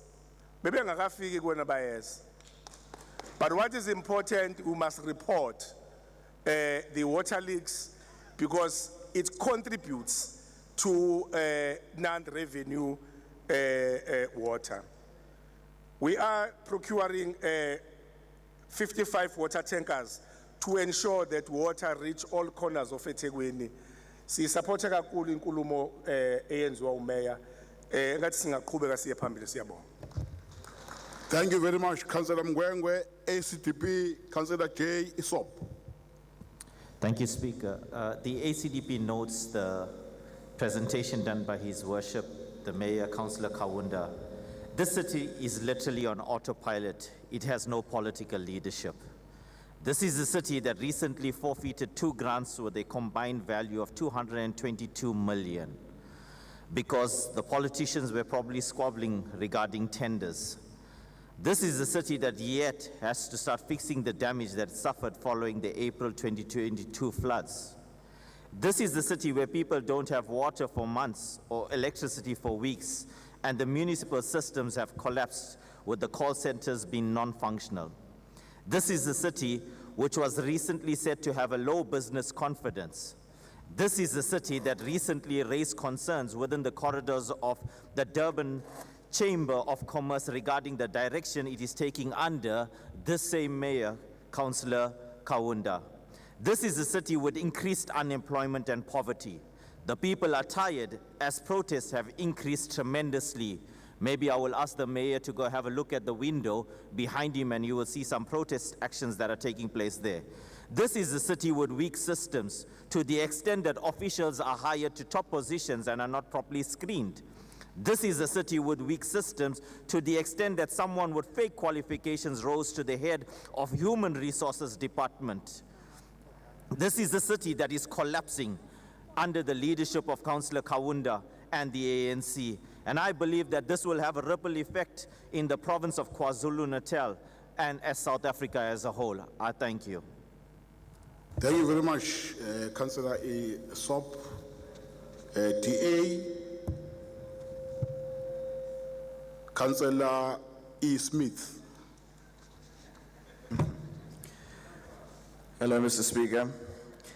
In this municipality, the eThekwini municipality based in reality, residents and ratepayers and business owners find themselves at the short end of service delivery. While the mayor paints a pretty picture of how its investment is pouring into the municipality, he has not addressed the amount of businesses who are opting out because they are affected by the numerous outages, burst pipes, and incorrect billing that push up their production costs. And unfortunately, I'm not talking about the small businesses. I'm talking about the factory-aligned ones who employ 300 plus workers at any given time. But unfortunately, when they opt out, people lose employment. Moving from the perspective of business owners to the residents and ratepayers who find themselves at the bottom of ditches and trenches because the municipality and its own line departments neglect their responsibility in timelessly tending to unfilled or repair sections of roads because of water faults. Unfortunately, these are on the rise because the amount of burst pipes, one can see the water department is losing 50% of its water in the metro. Literally thousands of liters down the drain, and we're battling to turn a profit. In the last year alone, there have been multiple, thousands upon thousands of burst pipes, with the 72% repaired under a 24-hour period. That is an average of 950 bursts a month plus. And for the sewer line blockages, they average 3,256 per month, with an average of 985 jobs fixed under a 24-hour period. That's 30.2%, in case anybody missed that. Unfortunately, it doesn't sound so magical, does it? Let's look at our customer services in terms of leaks. The city has averaged 6,174 for the last year, with 52% as a response time for an average. It is also concerning, Mr. Speaker, that our stores for various units and items available are severely limited in what they have, and we do not have enough stock on hand to effectively service the metro because of the various bottlenecks in the processes. These bottlenecks do not assist the municipality in providing the best services to both our residents and ratepayers. Unfortunately, they are losing faith. We are talking about couplings, plastic, water meters, valves, other various fittings, elbows, to safety boots and basic PPE. We can't even supply that to the people who work for us. It would be remiss of me to exclude the amount of budget of 500 million rand to EWS that is inadequate to deal with a growing number of issues and overall failing infrastructure across the city, by which by the department's calculation will take anywhere 33 to 100 years to fix on its current budget.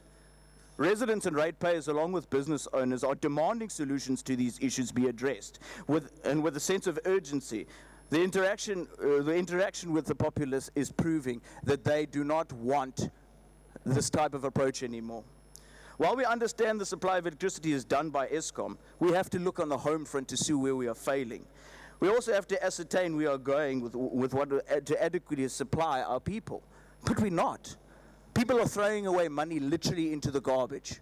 They're throwing it down because they are losing the money. They have to cough out for more when we do not supply and our infrastructure fails. That's not just one community, that's all of them. Unfortunately, if we don't accept that we are not supplying our people with the services, they will not want to pay. And if we do not accept that people are going to leave us, our already dwindling taxpayer base is going to go, and we will not be able to service anyone, let alone ourselves. I submit. Thank you very much, Councillor Smith. Councillor V. Reddy Adek. Yeah, but it was. Sorry, Mr. Speaker, I'm not now. The other people before me. But anyway, as ADIC, I wish to respond as soon as I get my speech now. Oh, gosh. Okay, yes. Speaker, I his stand time here is up. today, Mr. Speaker, as the ADIC leader and councillor to respond to the state of the city address given by our Honourable Mayor of eThekwini. While the address highlighted some of the positive developments in the city, there are also some serious concerns that need to be addressed. Firstly, I want to express my disappointment at the suggestion and proposal by the mayor to host that meeting in KwaMashu. Clearly, the intention of that meeting was to engage with the community and address their concerns, but that meeting would eventually have been a campaign strategy for the upcoming elections. And this would have been a complete blatant misuse of resources and taxpayers' money, as is the case with the 16,000 Rand a day cigar and whiskey lounge that's proposed to host investment meetings in Durban.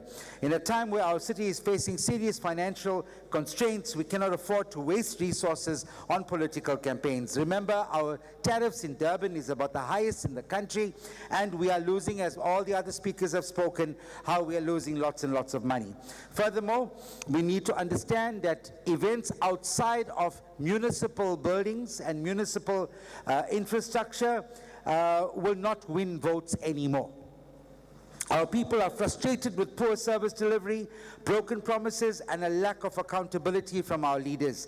It is time for our elected officials to focus on delivering on their promises rather than using political campaigns as a means of winning votes. We need real solutions that address the challenges facing our communities and not empty promises. As ADIC, we remain committed to ensuring that our people receive the services they deserve and that their voices are heard.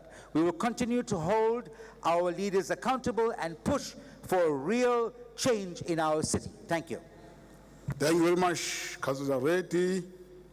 Councillor Ndlovu, EFF.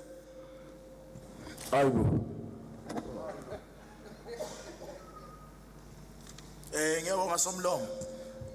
Mhlambe kumele siqale la ekutheni kona sibuye sicabange lokhu ukuthi if ubandlululo alizange lube khona mhlambe ngaba sikho la. Somlomo kufanele futhi sibe honest to ourselves njengalomkhandlu ukuthi kungenzeka ukuthi the center is not as holding as we want to. Kunama posts that are critical that are unfilled. Recently grants were taken away by national government. This city might see itself under administration if we don't change things. There's high level of corruption and irregular expenditure, which we as the EFF, we reject. Also, there are reports, 32 cars stolen or hijacked and no consequence whatsoever. We must be serious as this municipality in terms of how we deal with issues. There are serious clubs hanging over officials of corruption, but there's no consequence as well. The EFF wants to call for a lifestyle audit on all officials of this municipality. Finalize the meter reading contract so that our people can pay for the service rendered. Councillors with serious criminal cases must be dismissed without any further ado. Let us find ways of working better with street vendors and people that are occupying spaza shops. Let's do away with tenders and build municipal capacity. Let's build our own houses, roads, etc. We support all the good initiatives that are done by you, Honorable Mayor. No matter what the toil, turmoil, or pain personal or social experience. Life is the supreme value for humankind. Our practical moral aim of socialism, therefore, is to improve the quality of life without limit. The masses are the decisive element. They are definitely to the rock of which we find victory. The revolution will be built on.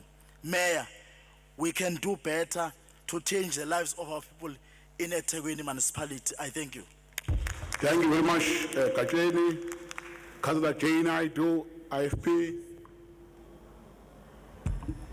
She's present. She's absent, Speaker. Oh, thank you. I remember her leave absent. Then we'll move to Councillor Esquala, IFP. Thank you, Speaker. All protocol observed. On the speech of the mayor, he told us about 1.5 million, which was an additional to 185 million to put up in place infrastructure after last year April floods. We all know after ANC eThekwini Region Conference, we faced floods soon after the results were announced. 600 million was prioritized to deal with water and sanitation issues. Yet our human settlement and infrastructure is struggling to perform their duties, of which the 70% of the city's budget is within this cluster. The committee of late is postponing meetings after meetings. The mayor furthermore talks more about protocol that governs the supply chain management processes, of which that's where we're failing our citizens even more. Municipality promotes local business. Kwaze kwaqhamuka kwavulwa nama business forums ekugcineni kwakho konke Triple S was introduced. And to play an oversight over Triple S is not easy since we never had workshop as key role players of oversight. Asikhulume ngamakhansela o agreed, sikhuluma ngamakhansela who share same sentiment as their communities or citizens. Yet we cry with business forums stopping the project due to insufficient information. Citizens at all levels out there are very frustrated by the service standard levels. Today, for sure, all ANC councillors are ashamed of themselves coming here in council meetings to agree, while decisions are taken by certain individuals on behalf of them. To make a typical example of our metro failing the people even before the floods, we have Ward 3, 38, 82, and 96, to name the few wards with more than 10 years having water issues that are not addressed till today. But when the party in power goes there to campaign, people raise issues of the same nature. The issue of water tankers really need an attention by human settlement and infrastructure because as IFP we do believe water tankers is a must-have, but we can't run a city with water tankers. It's only be used on basis where a need might be. Like recent floods, the city had no option but to render service under such. When we talk of dams and reservoirs, again, it's very disappointing we as a city rely on gravity instead of pumping water with pumps, so that we made sure the water is delivered at any given time, not to wait the reservoir to reach certain levels so that gravity can play a role to channel water flow. With water leaks, it's also a concern. Izulu ke siyasho sithi umbeki wenkosi akabusi nayo sibonile kwi conference ye-ANC eNazareth where a president of the ANC as the grant as well esebingelela uThando Uxolo no Sihle Zikale lesethu beninguphi le nto kuyakutshela ukuthi kahle kahle ikhona inkinga kodwa ke se-IFP siyafisa ungathi ANC ingayithatha serious case by His Majesty the King of the Zulus ihambe yoxolisa kwaZulu ngoba we need them for service delivery. Thank you very much. Councillor Kuala, Councillor Hlengwa. Councillor Hlengwa. APF. Order, councillors, order. Angibonge speaker, umuntu uthanda uqala ngokuthi afisele wonke ama-Africa a happy Africa Day. Izwe lethu from Cape to Cairo, Morocco to Madagascar. Siyabonga ama-Africa mahle. Khona ngiphatheka kabi ukuthi we have people who have abo 12 million nje abawufake encwadini yethi kukhona abanye bethu abahlezi kuma backyard eShatsworth bese kuvele kuthiwa Rosemary wozokhuluma la ukhulumela abantu naye ku Rosemary ayitholela emkhandlweni ekhuluma enganawo ama facts of what she's saying ake nginikeze nje ama facts thina ke esingaphumi kuma backyard aseChatsworth esiphuma emphakathini wabantu abamnyama ubaba umeya la ngicabanga ukuthi wasithembisa singabantu baseNtuzuma time is up ukuthi awakhe ukuthi inkinga yamanzi uzoyixazulula impela siyabonga meya baba Mbimbi siyabonga ayaphuma amanzi eNtuzuma siyaqhuba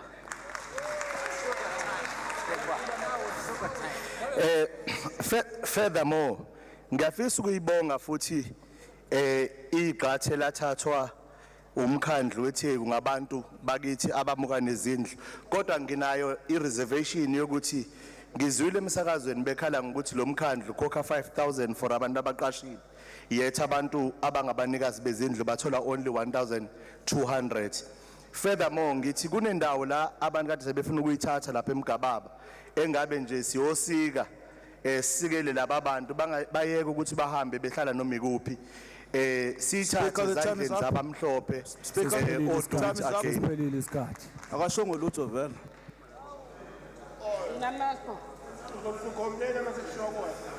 You said a whole lot of nothing. Thank you very much, Councillor. Uzokhala masisibiza amagama akho. Hlengwa, order, councillors, order. Councillor P. Ndlovu, ANC. Thank you, Speaker. Ngibingelele ku-Speaker, Honorable Member and Councillors, amakhosi asedlukule nabahlali baseThekwini. Khulunywa kuthiwa it's a tale of two cities. I think kahle kahle the perfect way to put it ile yokuthi sisafarisha from this council into esibiza ukuthi pathological liars. Mhlawumbe ikhona lento ukuthi if you tell a lie a million times abantu begcina sebeyikholelwa. I think another problem that we have is the one yokuthi sisebenza nabantu abahlala eCape Town. During the day they're at work and then straight after work they fly to Cape Town. That's why they know so much good and Cape Town is best. Now, Speaker, why do I say we are dealing with pathological liars? I heard a colleague, the team, my investor, ayahambe eThekwini, akekho ufuna ukwenza lutho. We will give fact, not opinion. There's Blue Project that has invested in eThekwini. It's a company from Romeo and bafake imali 331 million, and it's a company that is at Mhlanga. Sinekuro, a company from UK, outsourcing, offshoring and consulting firm, bafake imali 58.3. They've created jobs out 200 there in Mount Ashcombe. Sine One Up Cargo in companies in Canada, they've invested 125. They are based in Pinetown. There's Volvo trucks, there are a number of them that we can raise. Sibasha affect investors that are here. But because we want to tell a lie a million times, we will then say, ama investors are eThekwini. Siyezwa futhi we are being told ukuthi ama-tourists want nothing to do with eThekwini. Asisenawo ama-tourist aways, akusithusike. During the December season, we saw people jumping from one end to the next end, discouraging visitors to come to Durban, and they had a lot to say. But I think Speaker, ade usimekele ukwakhuluma nge-travel indaba. Kuko konke abasebekushilo. But we are now speaking on fact. Ukuthi kade kuthiwa ukuthi eThekwini abavakashi abafuna ukufika. But we can tell you the figures for the travel indaba that we had. We had 8,629 visitors that was here just this month. Kuleli Theku kuthiwa lifuna ama-visitors. And it was people that were coming from 73 different countries. So asazi ukuthi iliphi leli Theku kuthiwa abantu abafuna ukuza kulona. We'll also would like siyezwa ukuthi kuloke kuraiswa kuthiwa umnotho ushona phansi and the city is going down. Again, we'll speak to figures. In 2022, the gross domestic product, GDP for eThekwini, was recorded at 451 billion rands by the S&P Global Market Intelligence, not us, but an independent company. This is a 2.3% increase from 2021 and has been forecasted to grow to 453 billion by this year, which we're expecting a growth of 0.4. Again, on jobs front, the latest quarterly labor force survey from the Statistics South Africa for Q1 2023 has revealed that the unemployment rate in Durban was 19.4% in the first quarter of the year. This is a slight increase of 1.8 from the previous quarter. Despite the quarterly increase, an unemployment rate of 19.4% is a decrease. Okusho ukuthi ne kwehlile kodwa lesithi esitshena ukuthi is happening. Unemployment rate iyehle kakhulu kunathi. So these are the figures that thina as the city we speak of. And then you wonder ukuthi when our colleagues speak ukuthi things are doom and gloom, asazi bakhuluma ngani. Honorable Mayor, when you gave us your State of the City address, you've mentioned as a city ukuthi sesikuphi nokuthi siyaphi, and you were very clear that there is still more where we are lacking, where we can still do. And that's one thing about us, we take accountability. We are not saying akukho la first lungise khona, kukhona, and we acknowledge that. Hence, that is why I would also like to add, when you gave us speak on SMMEs, I think further to what you had outlined in your State of the City address, we would also like to be proud to say through economic development, business support, as the city we were able to create 11,000 jobs of Guguma cooperatives. Agiyona ke leyo I-wish list ukuthi we are saying ukuthi from which bona ngathi shona phansi city, but we are speaking on fact. Again, when you are issuing on SMMEs ukuthi what you are doing as a city, we'll also like to add ukuthi kune project that has been embarked on esibizwa ukuthi it's bakeries development program, because we do understand fanele sibakhulise somabhizinisi abancane. Today as we speak, abahlali base Ward 74 in Lamont bayayibona ibheka yabo iqali yakhiwe, of which by July 2023 izobe sikwazile ukuthi employ 75 permanent jobs abantu abazobe besebenza khona. Not only ibheka yase Lamont, we also kuzoba nebheka eZwelibomvu in Ward 100. Nayo futhi kanjalo ezo-create amathuba omsebenzi. Sibe nebheka eCottonlands, nayo ezokwazi ukuthi create yonke lamabheka. You are speaking about 75 jobs. Even in Shemlaze, Ward 81. So when I sit here, I ask myself, which eThekwini city our colleagues talking about? I thank you. Thank you, Councillor Ndlovu. Again, Councillor N. Ndlovu, ANC. Greetings to the Speaker of Council, His Worship the Mayor, the Deputy Mayor, my fellow councillors, servants of the municipality, Amakhosi aseNdlunkulu, and more importantly, to the people of eThekwini. As the African National Congress also, we want to say Happy Africa Day, namhlanje kuwona wonke ama-Africa in particular. It is indeed an honor to serve the beautiful people of eThekwini. This opportunity presents a platform to tell a very good story to our people, which would otherwise be easily distorted by the cruelest vultures of this municipality. The catastrophic events, as noted by our Honorable Mayor, from 2017-2019, ranging from the severe rains to COVID-19, the July 2021 civil unrest, and the 2022 April-May devastating floods resulted in the destruction of our infrastructure, loss of life and livelihoods. Condolences once more to those whom have lost their loved ones. Awehlanga ungehlanga kunina nonke, ikakhulukazi nina bendle mnyama.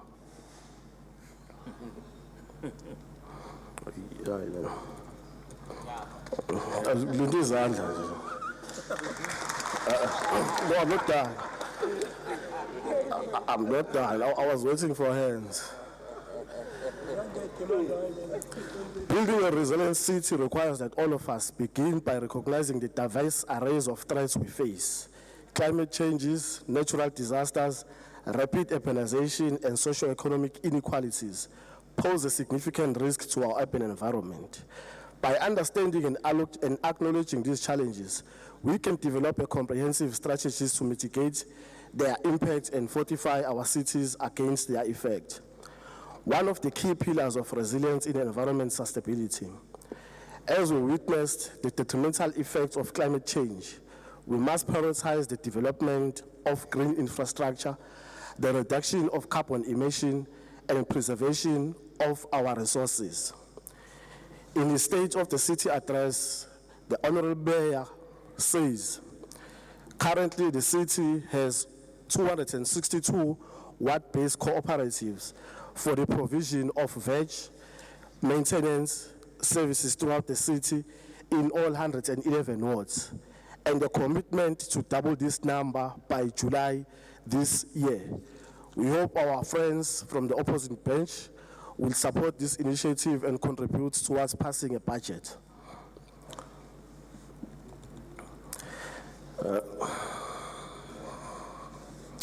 The stable ANC-led municipality have adopted the following key policy documents. One, eThekwini Resilient Strategy. This important strategy is talking to our 3 resilient building options that was developed and is being mainstreamed in our infrastructure investment program. It focuses on informal settlements among 3 resilient building options. This is so because most of our informal settlements are built on most vulnerable areas along the rivers and on steep and unstable hills. This was adopted by the Council in August 2017. Secondly, the Climate Change Action Strategy and Action Plan. We have developed and adopted a climate change strategy and action plan focusing on the following strategic pillars, such as adaptation and mitigation of climate impact. At the core of this is the understanding of our vulnerability through research and data, thus advancing scientific-based approach on what we do to build resilience against climate impact. Let it be food challenges, energy challenges, disease burden, and natural resources. These policy documents have found expression on our spatial planning tools as guided by the Spatial Planning and Land Use Management Act 16 of 2013. In telling no lies and claiming no is victories, honorable councillors, our municipality, working in conjunction with the progressive business, have been able to expedite the approval of their building plans and relief provided to those who are unable to operate by using Section 78 of the Municipality Property Act.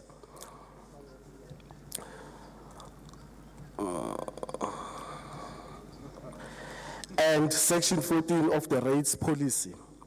Through this intervention, honorable councillors, we are pleased to inform that the people of Inanda, Ntuzuma, KwaMashu, and Phoenix are rejoicing at the newly established or re-established complex such as Bridge City, and is operational and continues to create more jobs for the majority of our young people.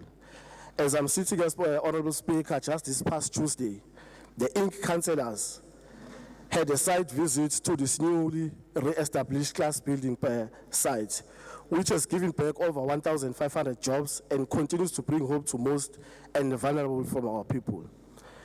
McDonald's will recently be open and will be running before end of June 2023. We have also witnessed the new social housing flats that are already at an advanced construction phase, which Councillor B from the opposition bench says it's a fantasy. We must also mention, councillors, that upon the oversight, we have received a brief presentation on the intended plan to also incorporate other government departments that are very crucial to Black people. The Department of Labor, the Department of Home Affairs, SARS, just to mention a few. Other businesses that are operational as championed by eThekwini Municipality which responds to these issues are the Dube Village Mall in Inanda, Mamtigiza Business Precinct near Meren Hill, Mega City in Umlazi, business in Springfield, and in Pytown. I thank you very much, comrades. Thank you. Thank you very much, Councillor Ndlovu. Councillor Nkomeni, ATM.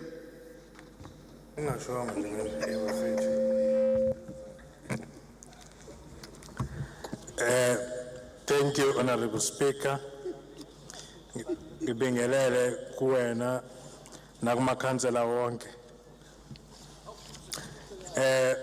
I'm also looking for my speech.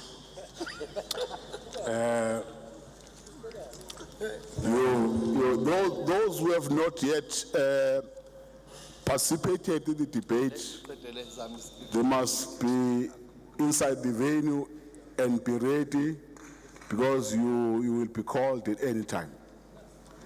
Siyabonga, Honorable Speaker. Sifisa ukwamukela inkulumo kamhlonishwa uMeya. Sifisa ukuthi kulolu hlangothi lokuxhasa izingane eseziqedile esikoleni zifuna imfundaze ngoba ziphase kahle, sisize kakhulu lapho ukuze abantwana balapha eThekwini bakwazi ukuqhubeka nemfundo yabo. On the part of ukuxhasa ama SMEs, we need to improve a lot kuona sikwazi ukuthi abantu bethu ngenxa employment rate very high lapha eThekwini sikwazi ukuthi sinciphise ngokuthi senze abantu aba order speaker. Ukhansela uMncango uya disturb lesikhathi ukhansela uNkomeni ethula inkulumo yakhe njalo nami ungenze kanje siyacela usivikele kulo 12 million asinawo. Speaker, just check where he's reading from. That's the problem. We're a little bit confused. We want to know where he's reading from. Councillor Hlengwa. Action SA. Councillor Nkomeni qhubeka. Action SA. Hambani yokhankasa. Ngiyabonga kakhulu Somlomo ungivikele. Kuzosiza lokhu ukuthi sikwazi ukuthi abantu bethu bakwazi ukuthi balaphe indaba yokuqasheka. Uma abantu bethu bekwazi ukuthi baqhuba amabhizinisi. Sifisa ke nokuthi sifisele ukuthi uMeya akwazi ukuthi indaba yokulungiswa kwamanzi ikwazi ukuimprove kakhulu lapha eThekwini ngoba abantu bethu abaningi bahlezi endaweni engenawo amanzi aright. Kodwa ke igxathu solithathile Meya siyakweseka njenge African Transformation Movement. Siyathemba futhi ukuthi uzowenza abantu baseThekwini bajabule. Siyabonga kakhulu. Thank you, Councillor Pillay DLC, followed by JEP Councillor Mchunu. Thank you, Mr. Speaker. The State of the City address is very historical and brings to the fore the ambitions and visions of the city. It is very noble of the Mayor and his team to initiate this practice. However, Mr. Speaker, the DLC is not convinced that the aspirations espoused in SOCA is sufficient to inspire the ratepayers of eThekwini. especially when residents of eThekwini are faced with very poor service delivery and will soon be slapped with very high tariff increases in July for electricity, water, and rates. Mr. Speaker, today we may sit in this hall and debate soccer when the real struggle of our citizens on the ground, whereby residents are getting a very raw deal in terms of service delivery. Let's be honest, Mr. Speaker, service delivery in Phoenix, Chatsworth, and other areas are pathetic. Election time, they are glorified promises made by political parties. Once they are elected, service delivery comes to an immediate standstill. This is the reality. Mr. Speaker, overgrown grass and unkempt open spaces have become an haven for criminals. The safety and security of our citizens should be paramount going forward in terms of developing our suburbs.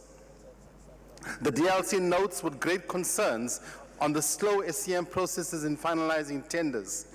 Hence, the delay in utilizing allocated budgets that deals with servicing our areas. The fact, Mr. Speaker, the service delivery is at its lowest. Potholes, sinkholes, uncollected domestic refuse, water leakages, sewer leaks, and lack of housing delivery have become the new order of the day. Mr. Speaker, the DLC categorically states that we must stop playing musical chairs with our citizens and get on to serious work.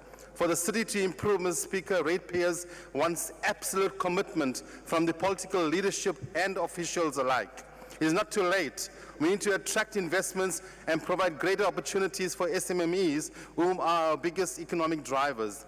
The DLC calls on the mayor to inspire confidence in our ratepayers by building the city's infrastructure and ensuring consistent maintenance of municipal property. Thank you. Councillor Mkono. Ngibingelele Speaker, greetings to the rest of the House. Babu Mayor, siyabonga nge-speech esihle. All the best, ohambeni lakho. We justice and employment party.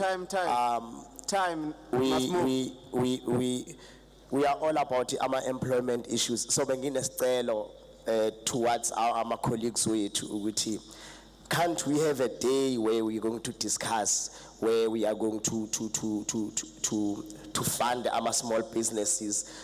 We budget here to fund abantu abafuna uqala ama-business in order to create employment.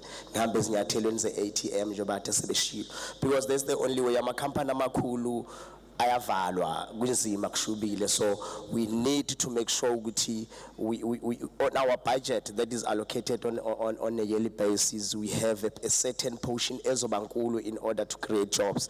So icabanga ukuthi yona nto ezosiza kakhulu leyo, but we need to amend and we need to discuss that as well. Sivumelane sisonke, because that's a crisis esinayo leThekwini.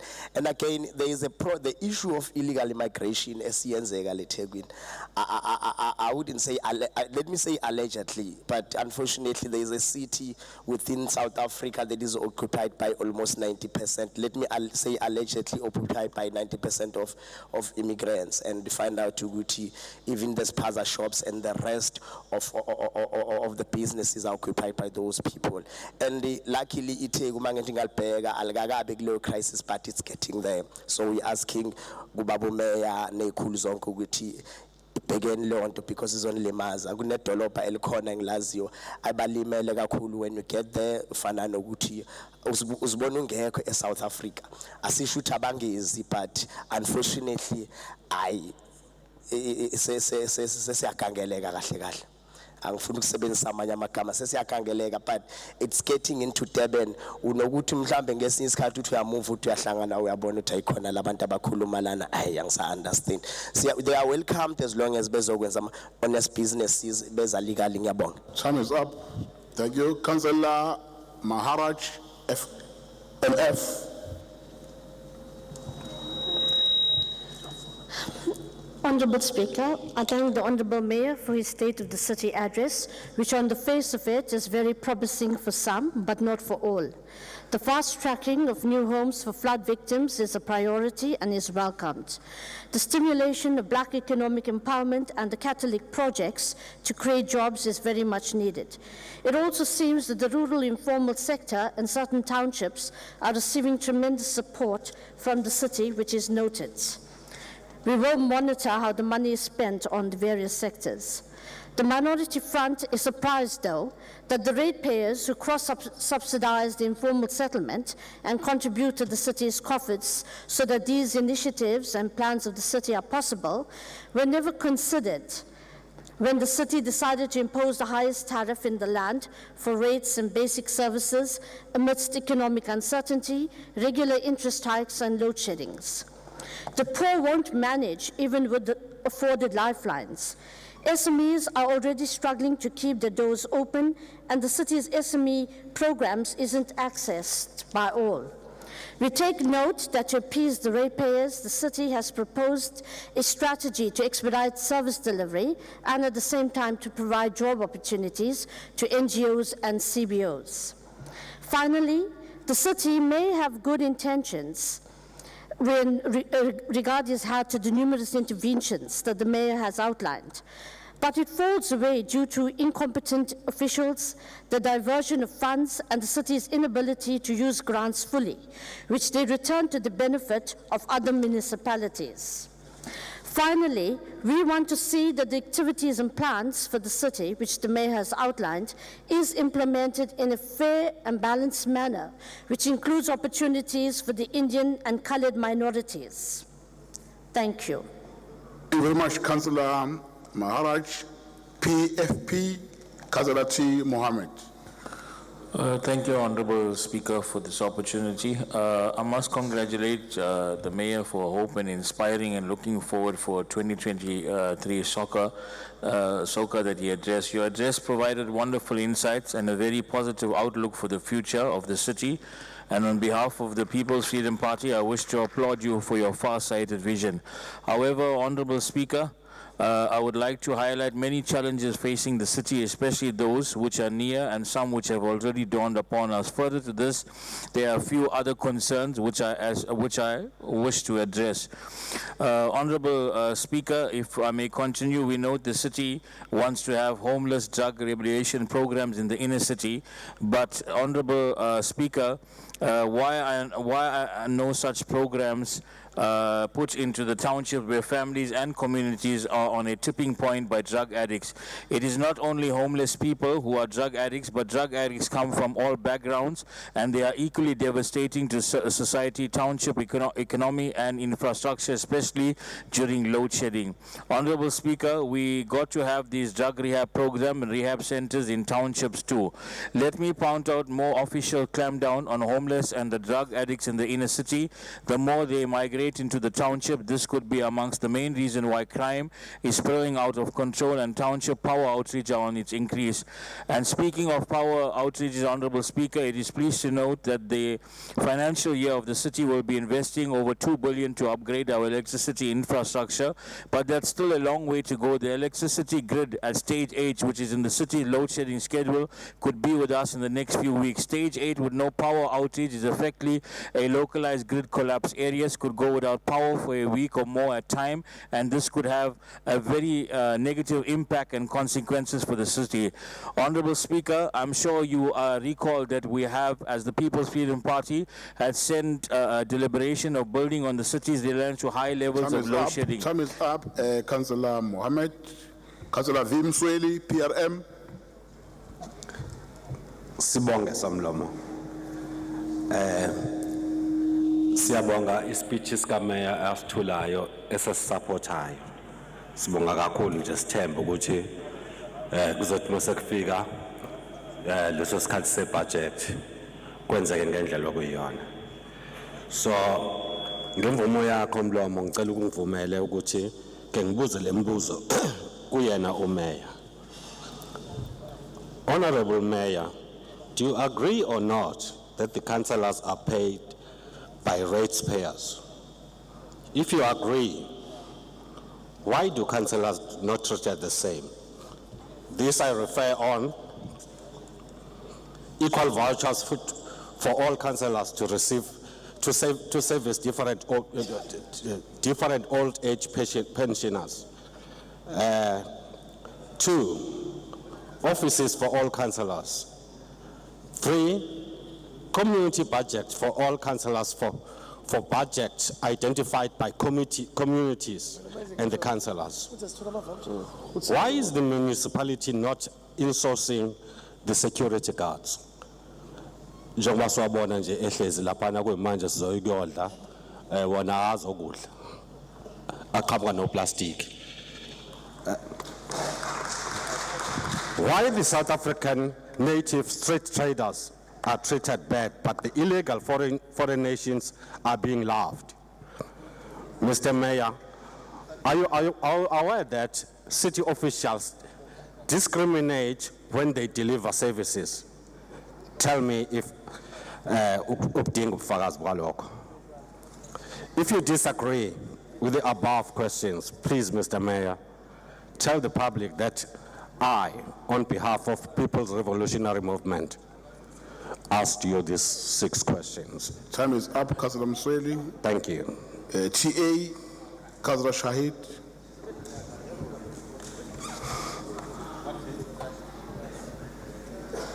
I'm told Councillor Shahid is not here. UIM, not available. Freedom Fund Plus. Thank you, Speaker.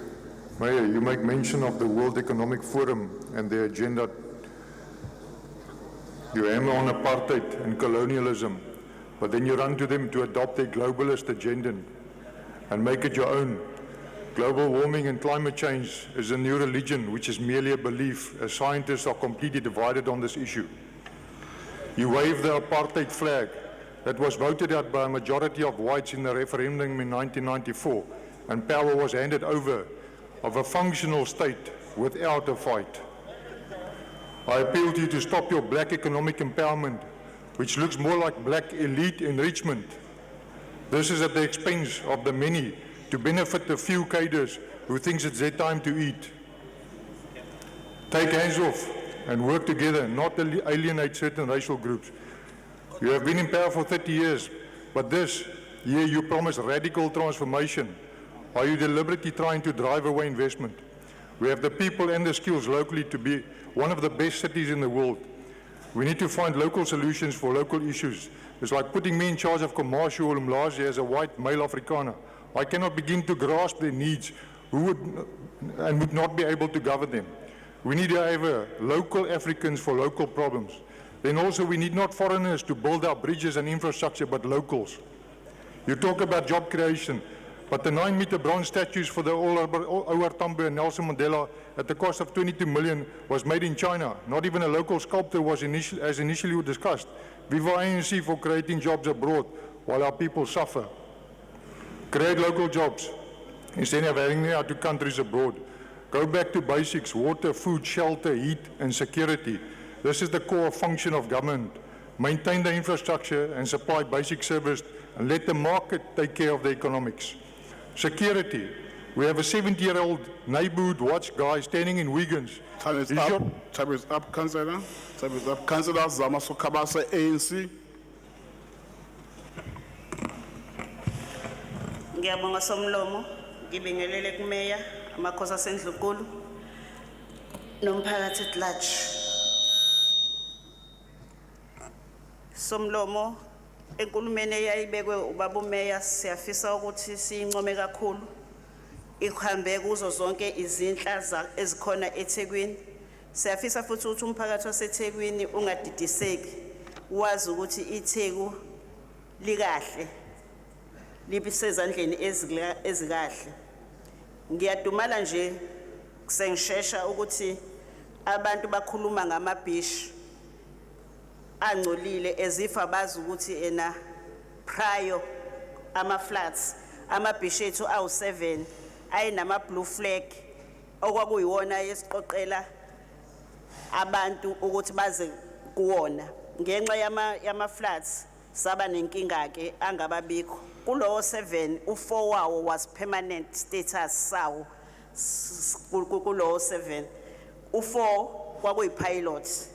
Okunye engifisa ukuthi bakwazi abantu bethu behlezi nasemakhaya ukuthi abafo laba abakhulumi nge-unemployment only bakhuluma ngokuthi itheka lenzi kahle uma kwezokuvakasha ngoba befuna ukuthi abantu sibalethe la bengene kuma business abo the way aba selfish ngayo bafuna ukuthi silanda abantu kuze bazothenga kuma business abo.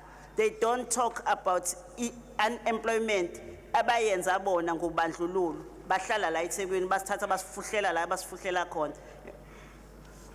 Okunye nje engifisa ukuthi ke abantu bethu bakwazi ukuthi abakhulumi mabekhuluma ngeunrest bakhulume ngokushona kwabantu ababulawa behamba emgwaqweni lapha ePhoenix abanye beyosebenza babulawa bengenze lutho bengaphethe izikhali badutshulu namhlanje akukhulunywa lutho ngabo kodwa niyeza la nizokhuluma ngathi akekho nje umuntu okhuluma ngabo. Uma ke sesixoxa konke sesisho sithi siyabonga baba umeya sizoba semva kwakho nalabo abantu abahlala lapha bangenawo amanzi abafuhlelwa khona baniki sizobanikeza amanzi siyeza siyacela ukubekezelelwa la abathi ena eThekwini akuhambi kahle kungenxa yama floods asiphathe kabi sonke kungenxa ye COVID ingakho ezinye izinto zethu zisafile kuzolunga konke sicela abantu ukuthi babuke le budget esiyifakile balalela ispeech sameya babuke imisebenzi esizoyenza laba bakhuluma ngeground leli elikhulu eliMoses Mabhida bayakhohlwa ukuthi lona lodwa eSouth Africa elivula 7 days lisebenza abanye bayakona ngoba beyokwenza leyo event ngaleso sikhathi yilona lodwa eliqasha abantu aba more than 1000 uma kunama events akhona kuleli Theku. Siyabonga sicela niphathe kahle. Sibonga kakhulu Councillor Sokabase, Councillor Thintuli ANC.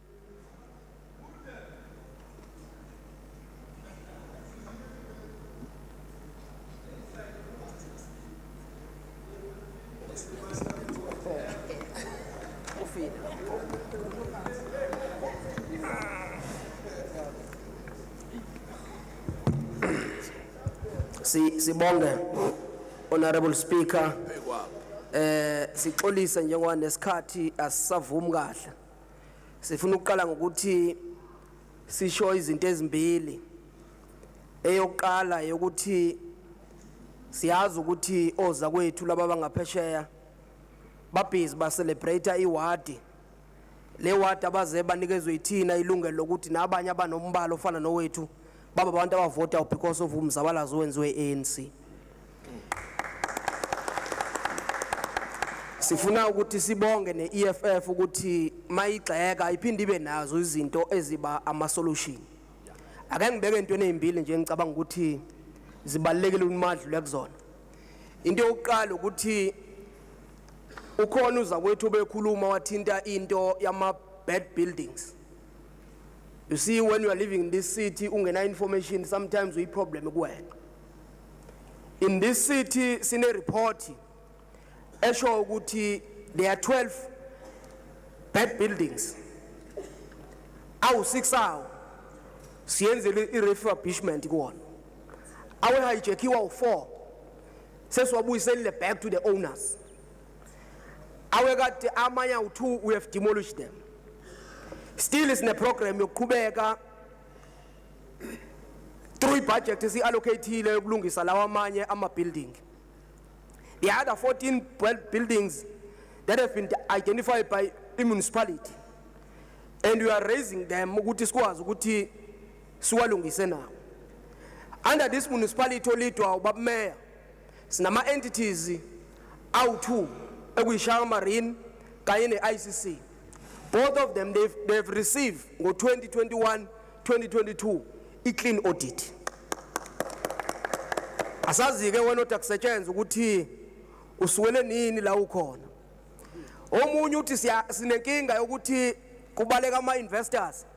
Ngiyafisa ukusho ukuthi the Durban film is 7.5 billion investment project comprises of 5 major components. Into ezokwenza le eThekwini leyo esirate esizoyireceive njengeTheku akubona abantu ababaleka abantu abeza kuthina lapha. Honorable Speaker, municipality have targeted the unemployment rate And it is estimated that will be successful ukuthi sibe no 30 billion investment. Will increase. Sorry, Mpemba, there's a hand. Mpemba, that side. Councillor Ntuli. Order. Thank you, Speaker. If I may be please allowed to provide clarity on the lost investment and investors. Sifuna clarity yakho. Proceed, Ntuli. Mr. Speaker, Ntuli, proceed. Ufuna ukugcina ngelokuthi ke hayi lo wakithi miyeke into yokuphuza before ezela. Ufuna ukugcina ngelokuthi ke kunemsebenzi ezoba u-67,500. Kuleyo msebenzi leyo khona manufacture ewu-9,055. Kube khona agriculture ewu-8,072. Kube khona trade ezobu-5,009. Kube khona i-building and construction ezobu-4,000 11,000. Ngifuna ukugcina ngeko lokuthi ke ikhona iprogram esesiqalile manje sihamba sivisita wonke ama-catalyst project ngoba lento ukuthi khona abantu abahambayo abangafuna uku-investa. There are some that want to come and invest in eThekwini, and sinayo futhi ne-township economy where we are assisting our business people from abantu akade bengalinakiwe in the past because of this government obekhona wencindezelo. Ngiyabonga Speaker. Thank you very much. Democratic Alliance, Councillor White, Governor. Thank you, Speaker. Speaker, it's interesting that the mayor started his speech with the 1994 elections, and then at the end of it, he played to the audience with the Freedom Day celebrations. The reality was at that time, and it is now, that it is a dream that is now in tatters. A dream that your ANC has systematically destroyed. You have completely annihilated the quality of life for most citizens of eThekwini. You took a functional state and you turned it into spiraling into ruin. Look behind you, you've got Section 54 knocking on your door. Look in front of you, you've got Section 139 coming. By your own leaders, because they see and they know how you've collapsed eThekwini. What does the ratepayer think of your leadership that you brag about? Cognitive dissonance, what? That's a fancy term, but an important one. Because look at yourselves, eThekwini municipality. Go read your own Facebook page and see what your consumers and your ratepayers are saying. Exorbitant bills, water outages, uncollected rubbish. Order. Street lights don't exist. Speaker, Parks order. and verges are a mess. Order. Councillor Hlengo. Speaker, ngizizwa inhliziyo yami iba buhlungu I don't know what it is. ukuthi ukhansela angathi uhulumeni ubandlululo wawo functional for who? Functional for who? Councillor Hlengo, no. Councillor Hlengo, no. Your point of order is overruled. Continue, Councillor Yoki. Thank you, Speaker. There's no visible policing, sewage and beaches with SH1T. Remember the time the mayor was asked to swim, but he dodged the bullet, he went to a different beach. There is absolute chaos in the water department. You've got water loss at almost 60%, which is almost 2 billion rand annually in losses. Electricity, over R1 billion in losses annually. We have several times found we don't have chemicals to treat our potable water. We don't have chemicals to treat our sewage either. Your fleet, sorry, I withdraw, what fleet? DSW. DSW always has a bloody nose. Dire Straits is actually where your renewed focus is. There are dozens of projects that are unfinished and hundreds of millions of rands taken away by National. You know, we talk about tourism, and funny enough, you guys did bring people to a certain street or a number of streets, because we have in eThekwini potholes and sinkholes that are jumping up, grabbing cars. They're grabbing taxis. They even grabbed a tow truck because they are hungry, comrades. Point of order, Mr. Speaker. They're hungry. There's no backflow. Point of order. Councillor Reti. Point of order, Speaker. I believe that the Honourable Councillor Councillor Reti. is misleading us. Firstly, it wasn't hundreds of millions, it was Your mic is off, Councillor Reti. Secondly, Mr. Speaker, can she also tell us which potholes are waking up and grabbing the cars? I'd really like to see that, Mr. Order. Speaker. Thank you. Point of order, overruled. I'll send him a Hlengwa. WhatsApp, Speaker. Order. My order, Speaker, is that the public and our children are listening at home. Speaker? Speaker, Let me listen, point of order first. Speaker, on what point is the speaker speaking on? No, listen. To what? Listen to what? What is he Let rising me on? listen, Billy. Hlengwa. You can't Order, keep point of on order. entertaining with Order, councillors, order. What is he rising Point of on? order, Hlengwa. On what point? Order. Councillor Hlengwa, please raise the order. orders. My point of order, Speaker, is that we've got our children listening at home. Njengamanje ngisanda nakuthola umyalezo othi they what already point? are seeing the damage of legalizing marijuana in this No, your country. point of order is overruled. So you can't Councillor, speak as your if children should be at school. The potholes are jumping Order. to the cars, Order, Speaker. order. The Councillor potholes are jumping to the cars, Speaker. Order, councillors. It's really the effect of marijuana, Speaker. Councillor Hlengwa, councillors, He had a chance to speak and he said nothing. councillors, listen. Councillor Hlengwa, I earlier requested you that when we are on the floor, Councillor Zondi, stop what we are doing. When we are on the floor, once the speaker says it must stop, addressing council must stop. Because it's destructive and they're wasting council time. Please, councillors, you must all listen to what they've requested earlier in the meeting. Councillor Yoki? Thank you, Speaker. Speaker, as I was saying, these potholes and sinkholes are actually hungry. They're hungry. There's no backfill. There's no asphalt. There's no crusher run. No nothing in eThekwini. Now let's look at housing. You've got 600 plus informal settlements. We've got almost 60,000 housing units that cannot be built because you're simply unable to put the water, sewage, and electricity infrastructure in place first. What you've been doing all this time is building the houses, putting the cart before the horse. Wake up. You guys are not doing a fantastic job that you sing about. You're actually flatlining. You are currently polling below 40%. You had 30 years to turn it around, but you went in the opposite direction. All eyes are on eThekwini because wave after wave of corruption and maladministration is happening all around us while our rate space is dwindling. You are so backward that you are relying on 2011 census figures. We've raised this time and time again, but your strategies are still informed by statistics from almost a decade ago. The city, or the state of the city address, completely failed to acknowledge where you can do better. You failed to acknowledge the suffering of your citizens. You failed to show us any ray of hope because you're polling at levels that must be keeping you all up at night. Thousands and thousands of people are rejecting your budget. You know the tariffs that you've put in there? Point of order, Speaker. Point of order. Speaker. No, Speaker on the floor is lying if she says that thousands and thousands of people are rejecting our budget. We were in the meeting, people supported the budget a week ago. Can Councillor Mkhize proceed? Councillor Kavenda?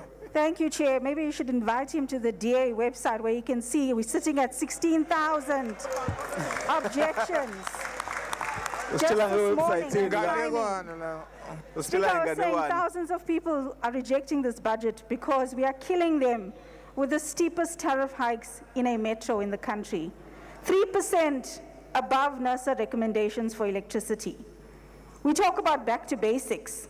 I can have 1,000 meetings, but unless you get your officials and your 27,000 employees to actually deliver services, there's nothing happening in those meetings except complaints.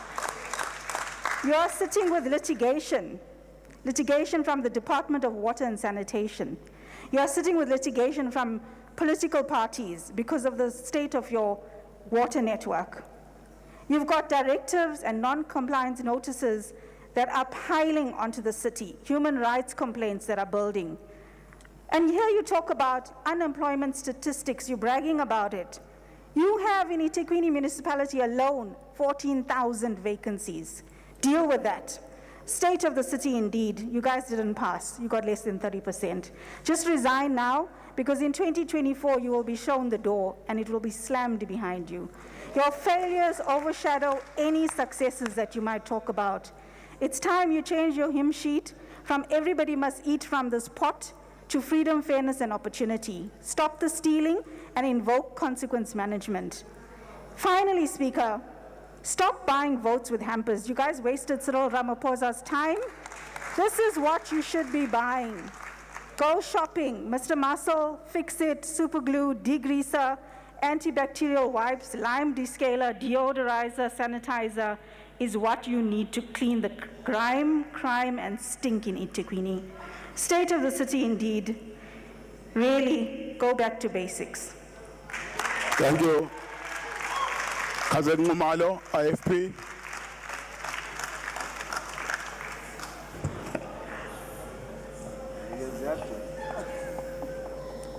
Ilesia. Thank you very much, Speaker. I just wanted to say, Oh, sorry, Councillor Ngumalo, I'm told that the previous speakers from the IFP, they've exhausted their time. While you were 3, but only 2 speakers have spoken already, and IFP have no time to make their contribution for the 3rd speaker. Order. Unfortunately, Councillor Ngumalo, apologies for calling you. The team is telling me now that there's no time remaining for the IFP. Thank you very much. Councillor Mieni, NFP. Honorable Deputy Speaker, Mayor.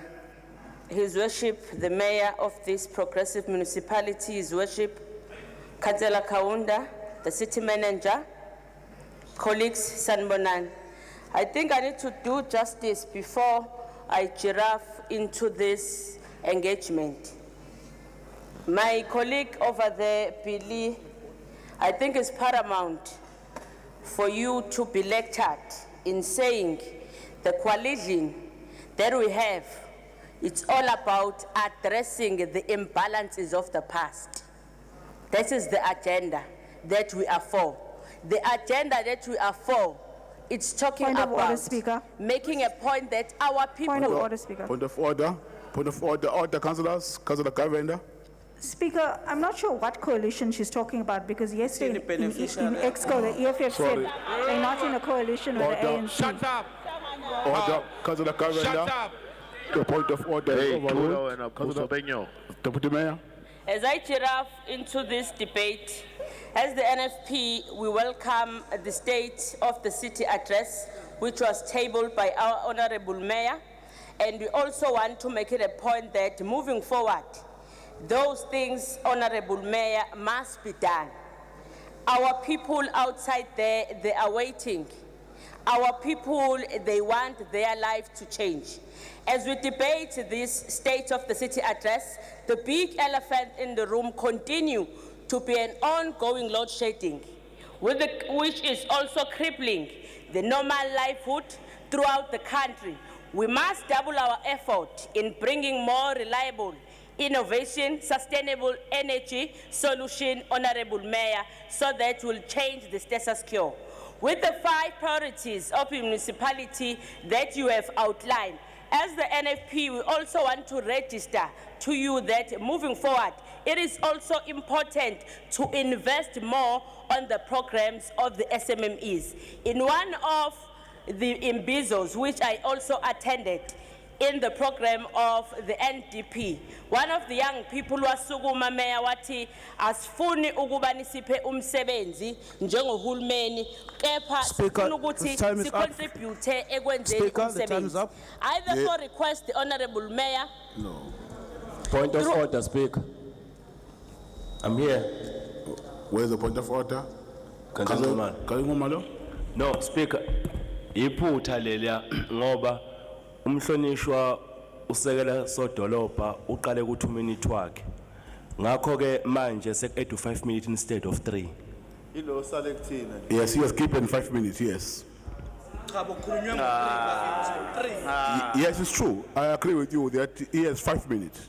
If her time is up, the team will indicate to me there's no problem with that. Because Okay, Speaker. he has got 2 minutes, then with 3 minutes, it's 5 minutes in total. Okusho ukuthi la uzoma mase kuthi 2 minutes 00. Let's you. allow her to exhaust their minutes. Deputy Mayor?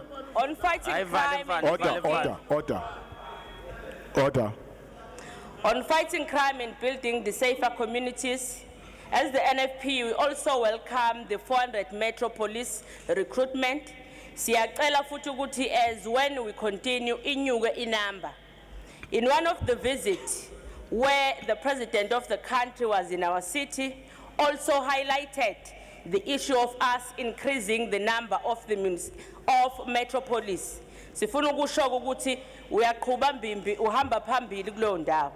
Perhaps it's about time that we also look at creating the permanent crime prevention warders as part of the effort in the city to also to acknowledge umsebenzi omuhle owenziwa yi-community yethu, because the issue of fighting crime akuyona kahulumeni kuphela, akuyona yama-law enforcement agencies, kodwa iyi-societal issue.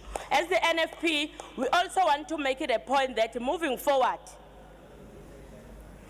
the issue of GBV, as a municipality, we do have programs, but we think akwenele because uma ngabe sithi siyabuka ama statistics ayasikhombisa ukuthi i-GBV is still an issue ekufanele siyibuke closely moving forward. Before I also close, it is also very important, colleagues, to understand that the mere fact that we are here, we were elected by our communities.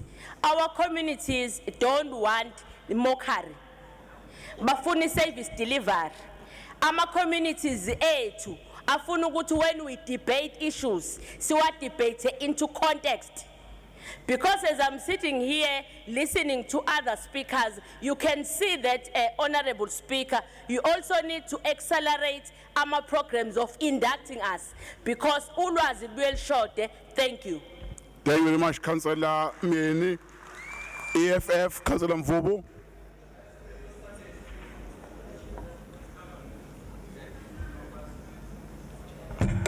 Thank you very much, Honorable Speaker. We stand here today inconsistent with the Mayor, Councillor Mxolisi Kaunda, State of the City address, to make few remarks on the agencies to address the electricity crisis. We need practical solutions, and our proposition is twofold. First, our city must enter into the generation space.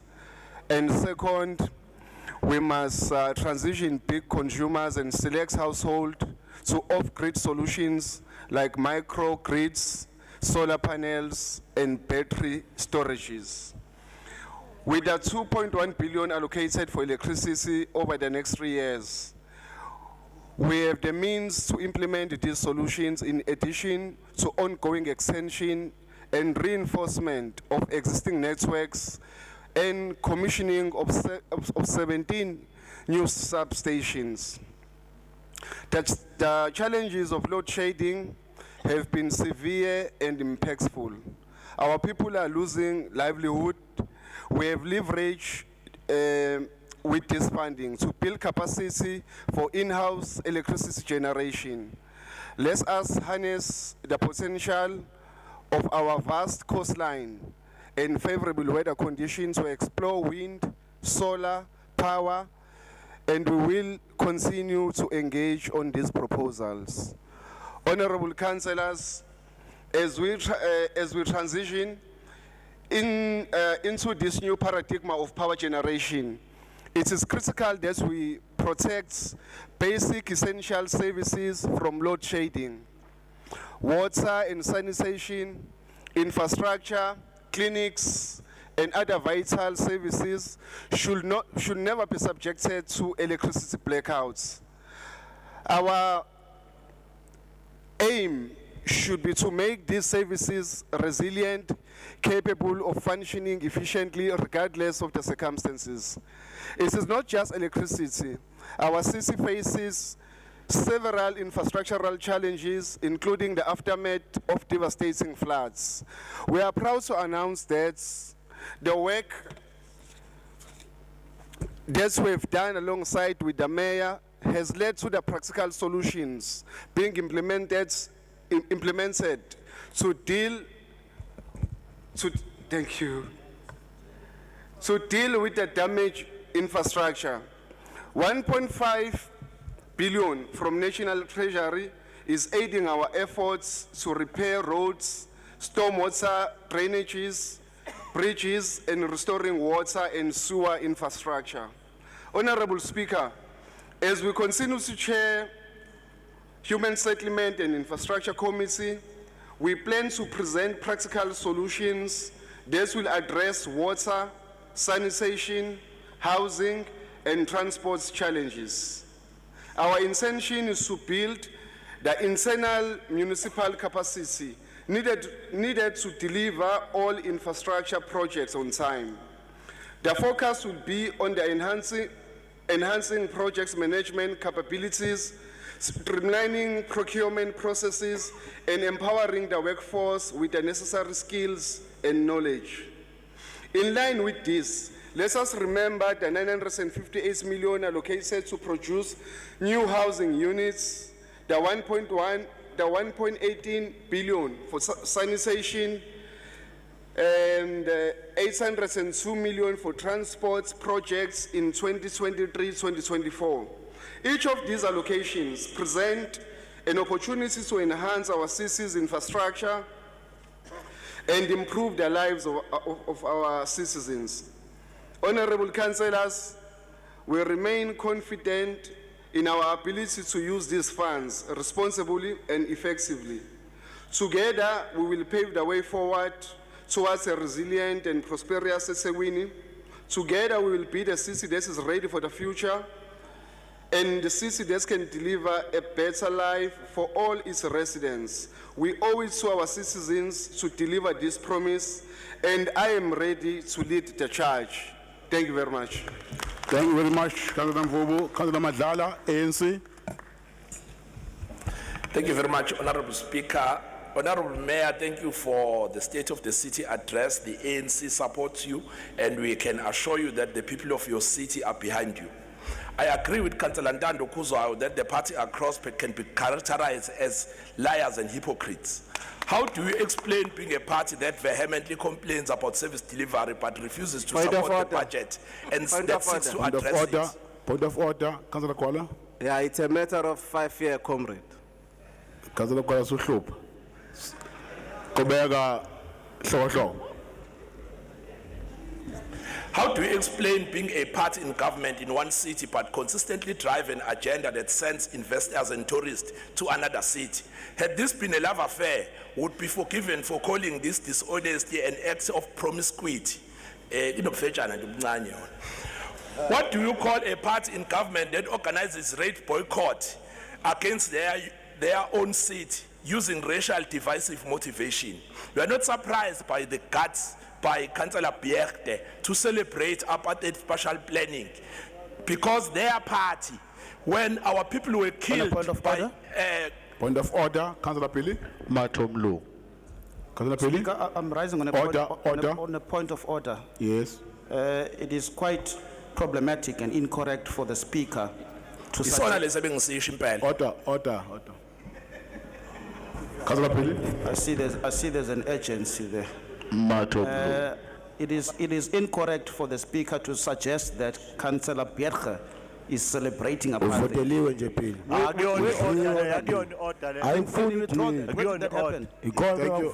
Order, councillors, order. Billy, your point of order?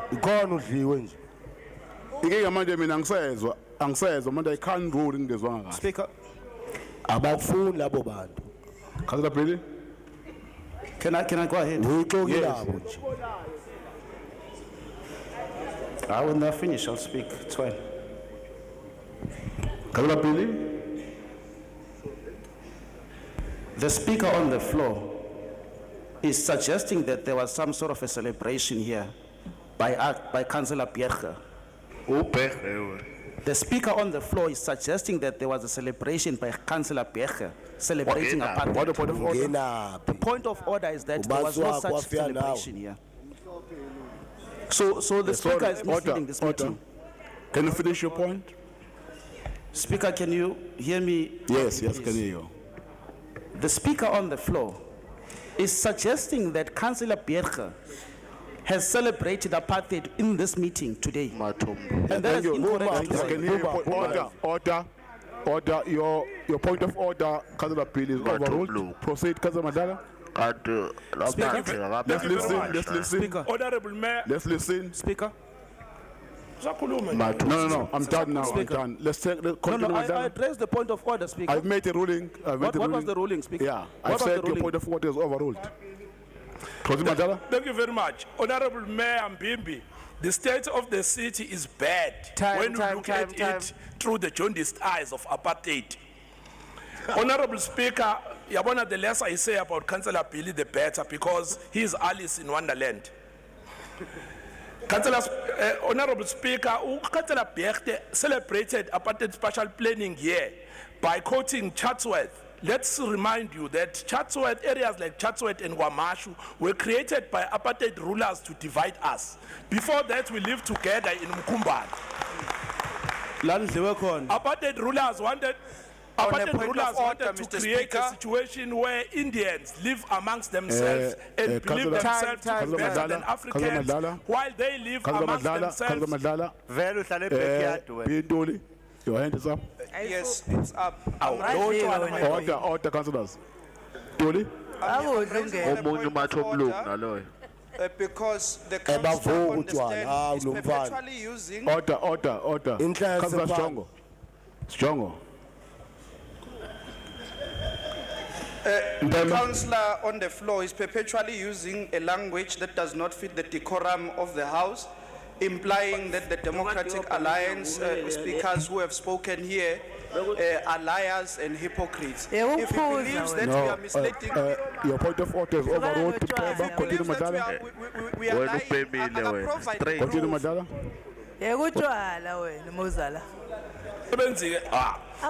Honorable Speaker, Open your mic. councillors from the ANC have presented evidence to this House that the city is not falling apart. But I'm not surprised that people are not recognizing that. When I come, Councillor Ntando, you'll know Ezekiel 12:2. Uthi, son of man, you are living amongst rebellious people. They have eyes to see, but do not see. They have ears to hear, but do not hear. They are rebellious people. Close quote. Kufanele ngoba they are loyal to another city. Okugcina-ke ukuthi vele iyona lento bengisho ukuthi isiZulu sibi ukuthi inobufetshana phakathi lento yokuthi abantu bathi behlala eThekwini besibheka ngamanye amadolobha. Order, point of order, Billy. Order. Councillor Billy. No, Speaker, I just want to quickly probably check here. Is it correct for Councillor Madlala to waste the president's time and bring him to Chatsworth for nothing? Yes, it's correct. Yes, correct. Order. It's correct. Councillor Madlala, can you proceed? Speaker, Councillors, order. Yeah, councillors, listen. Madlala, before you proceed. Madlala, before you proceed. Order. Before you proceed, Councillor Madlala. Councillors, I don't know now why you are so impatient. You're allowing us to do that. Why you are so impatient? Can we allow this session to be closed properly? hayi kodwa kukhona abantu abasithukayo Don't be destructive. Don't be destructive. Let's allow Madlala to conclude this debate. Councillor Madlala.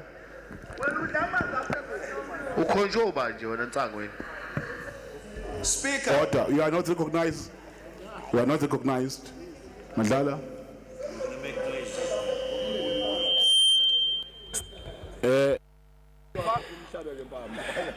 I'm not surprised, Councillor Speaker, that this party is using racism to encourage people to boycott rates in our city because they Speaker? miss the good old days. Speaker.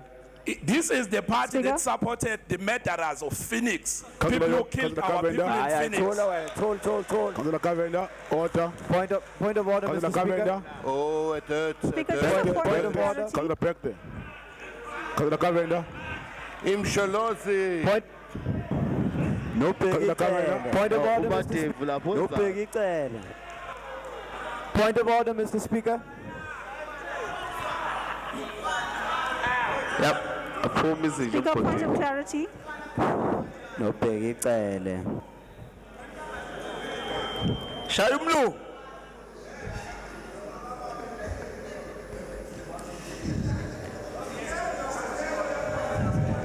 Madlala.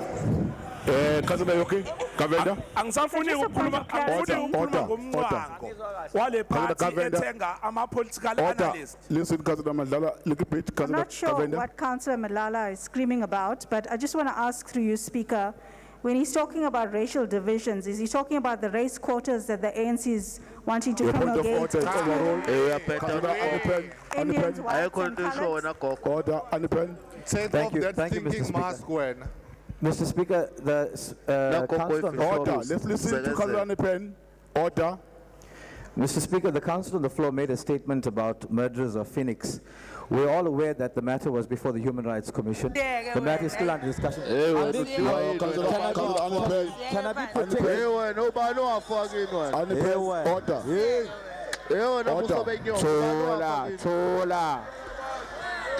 This is the hooliganism. This is the hooliganism from the ANC. Order. I say This is This is the hooliganism of the ANC, which is the reason why. Councillor Anipen. Order, councillors. Order. Listen, councillors, order. Order.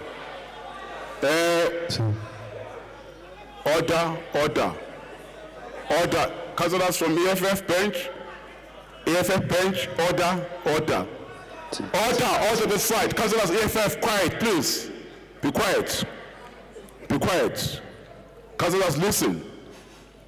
Councillor Anipen, we have been given your chance to participate in the debate.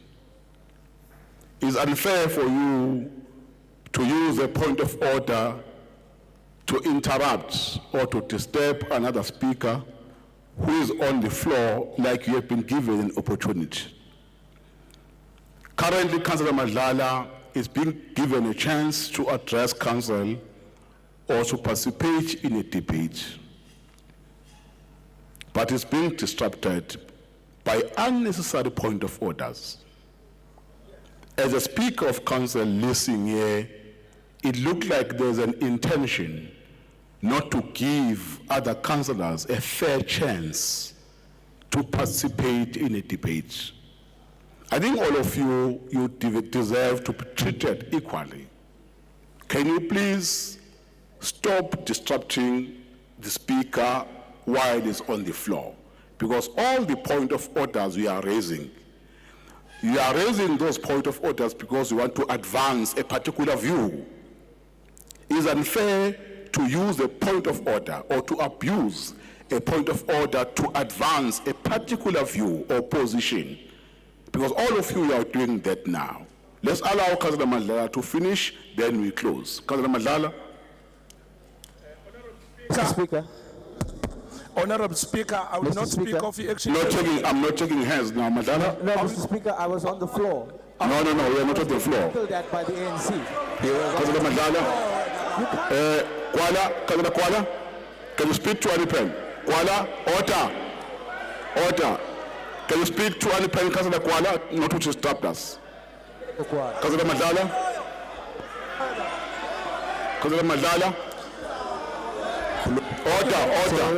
Order. Thank you very much, Honorable Speaker. I will not waste my time on actually SA, a party that buys our political analyst, Uguti, a protector, Umashabu, black like me. Wow. Babu Mayor, state of the city address sakho sihle kakhulu uma ngasibuki ngamehlo bandlululo. Abantu bakithi bayibona izinto ezenzekile, bayibona izinto ezozokwenzeka, kodwa ngoba babephila lamakhanselela ngaphesheya ngesikhathi sobandlululo, ayasikhumbula leso sikhathi. Siyabonga. Thank you very much. Thank you very much, Councillor Madlala. We will now invite His Worship to come where I'm standing to make the closing remarks. His Worship, the Mayor.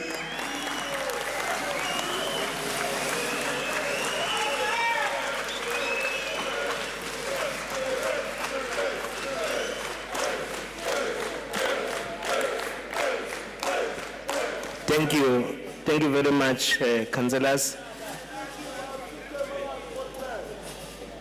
Honorable Speaker, Deputy Mayor, Whip of the Council, members of the Executive, amakhosi asendlunkulu, amakhansela wonke akhona. Nangu 12 million efuna ungiphazamisa.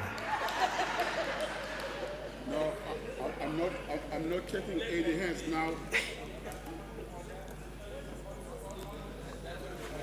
Let me address it. Councillors, I'm not checking any hands now. I've given you sufficient chance to participate in the debate. The Mayor now is responding to your questions. Thank you, the Mayor. Thank you very much, Honorable Speaker. We know that when we tell the truth, people will start behaving as if they do not know the truth.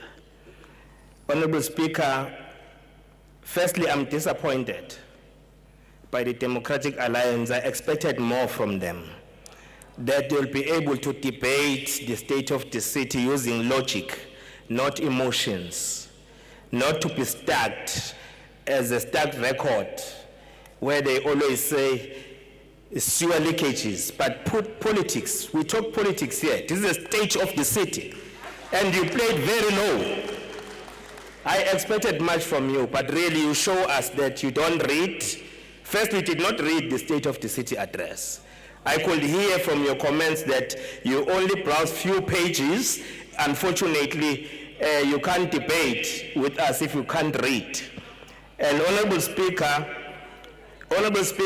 as leaders, as political leaders, we don't need to be informed by Mercury and Isolezo. We need to read, so that when we debate, we make sense. So then let me start with the first councillor as I respond. Can I be allowed, Speaker, to respond? Yes, Mayor, you are on the floor. Thank you. I was not surprised, Honorable Speaker. Point of order, Speaker. By the utterances. Point of order, Speaker. I'm not taking any point of order. Point of The order, Mayor is Speaker. responding. Speaker, this is a council meeting. Speaker, point of order. Yes, I'm not taking Speaker. any point of order. This is a you have no council right. meeting. Yes, I'm not can't taking make any us point of order. You can't do that. You have no right to spend. Speaker, 12 rand. Speaker, you can't suspend rules. No, you can't suspend rules, Speaker. You can't suspend rules. You can't suspend rules. This council meeting, you can't suspend rules. No, Can you can't. please switch off these microphones? You can't just allow the mayor to Please speak switch off these microphones. without any, no. No, Mayor, Speaker, you can't do that. No. Thank you very Speaker. much, Honorable Speaker. Speaker, you can't suspend rules. Speaker, on a point of order. Speaker, No we point can't of order. sit Am I not allowed to respond here? Well, unless this is an AC meeting. People were given the chance to argue. Yeah, councillors, listen. Listen, councillors, listen. This is a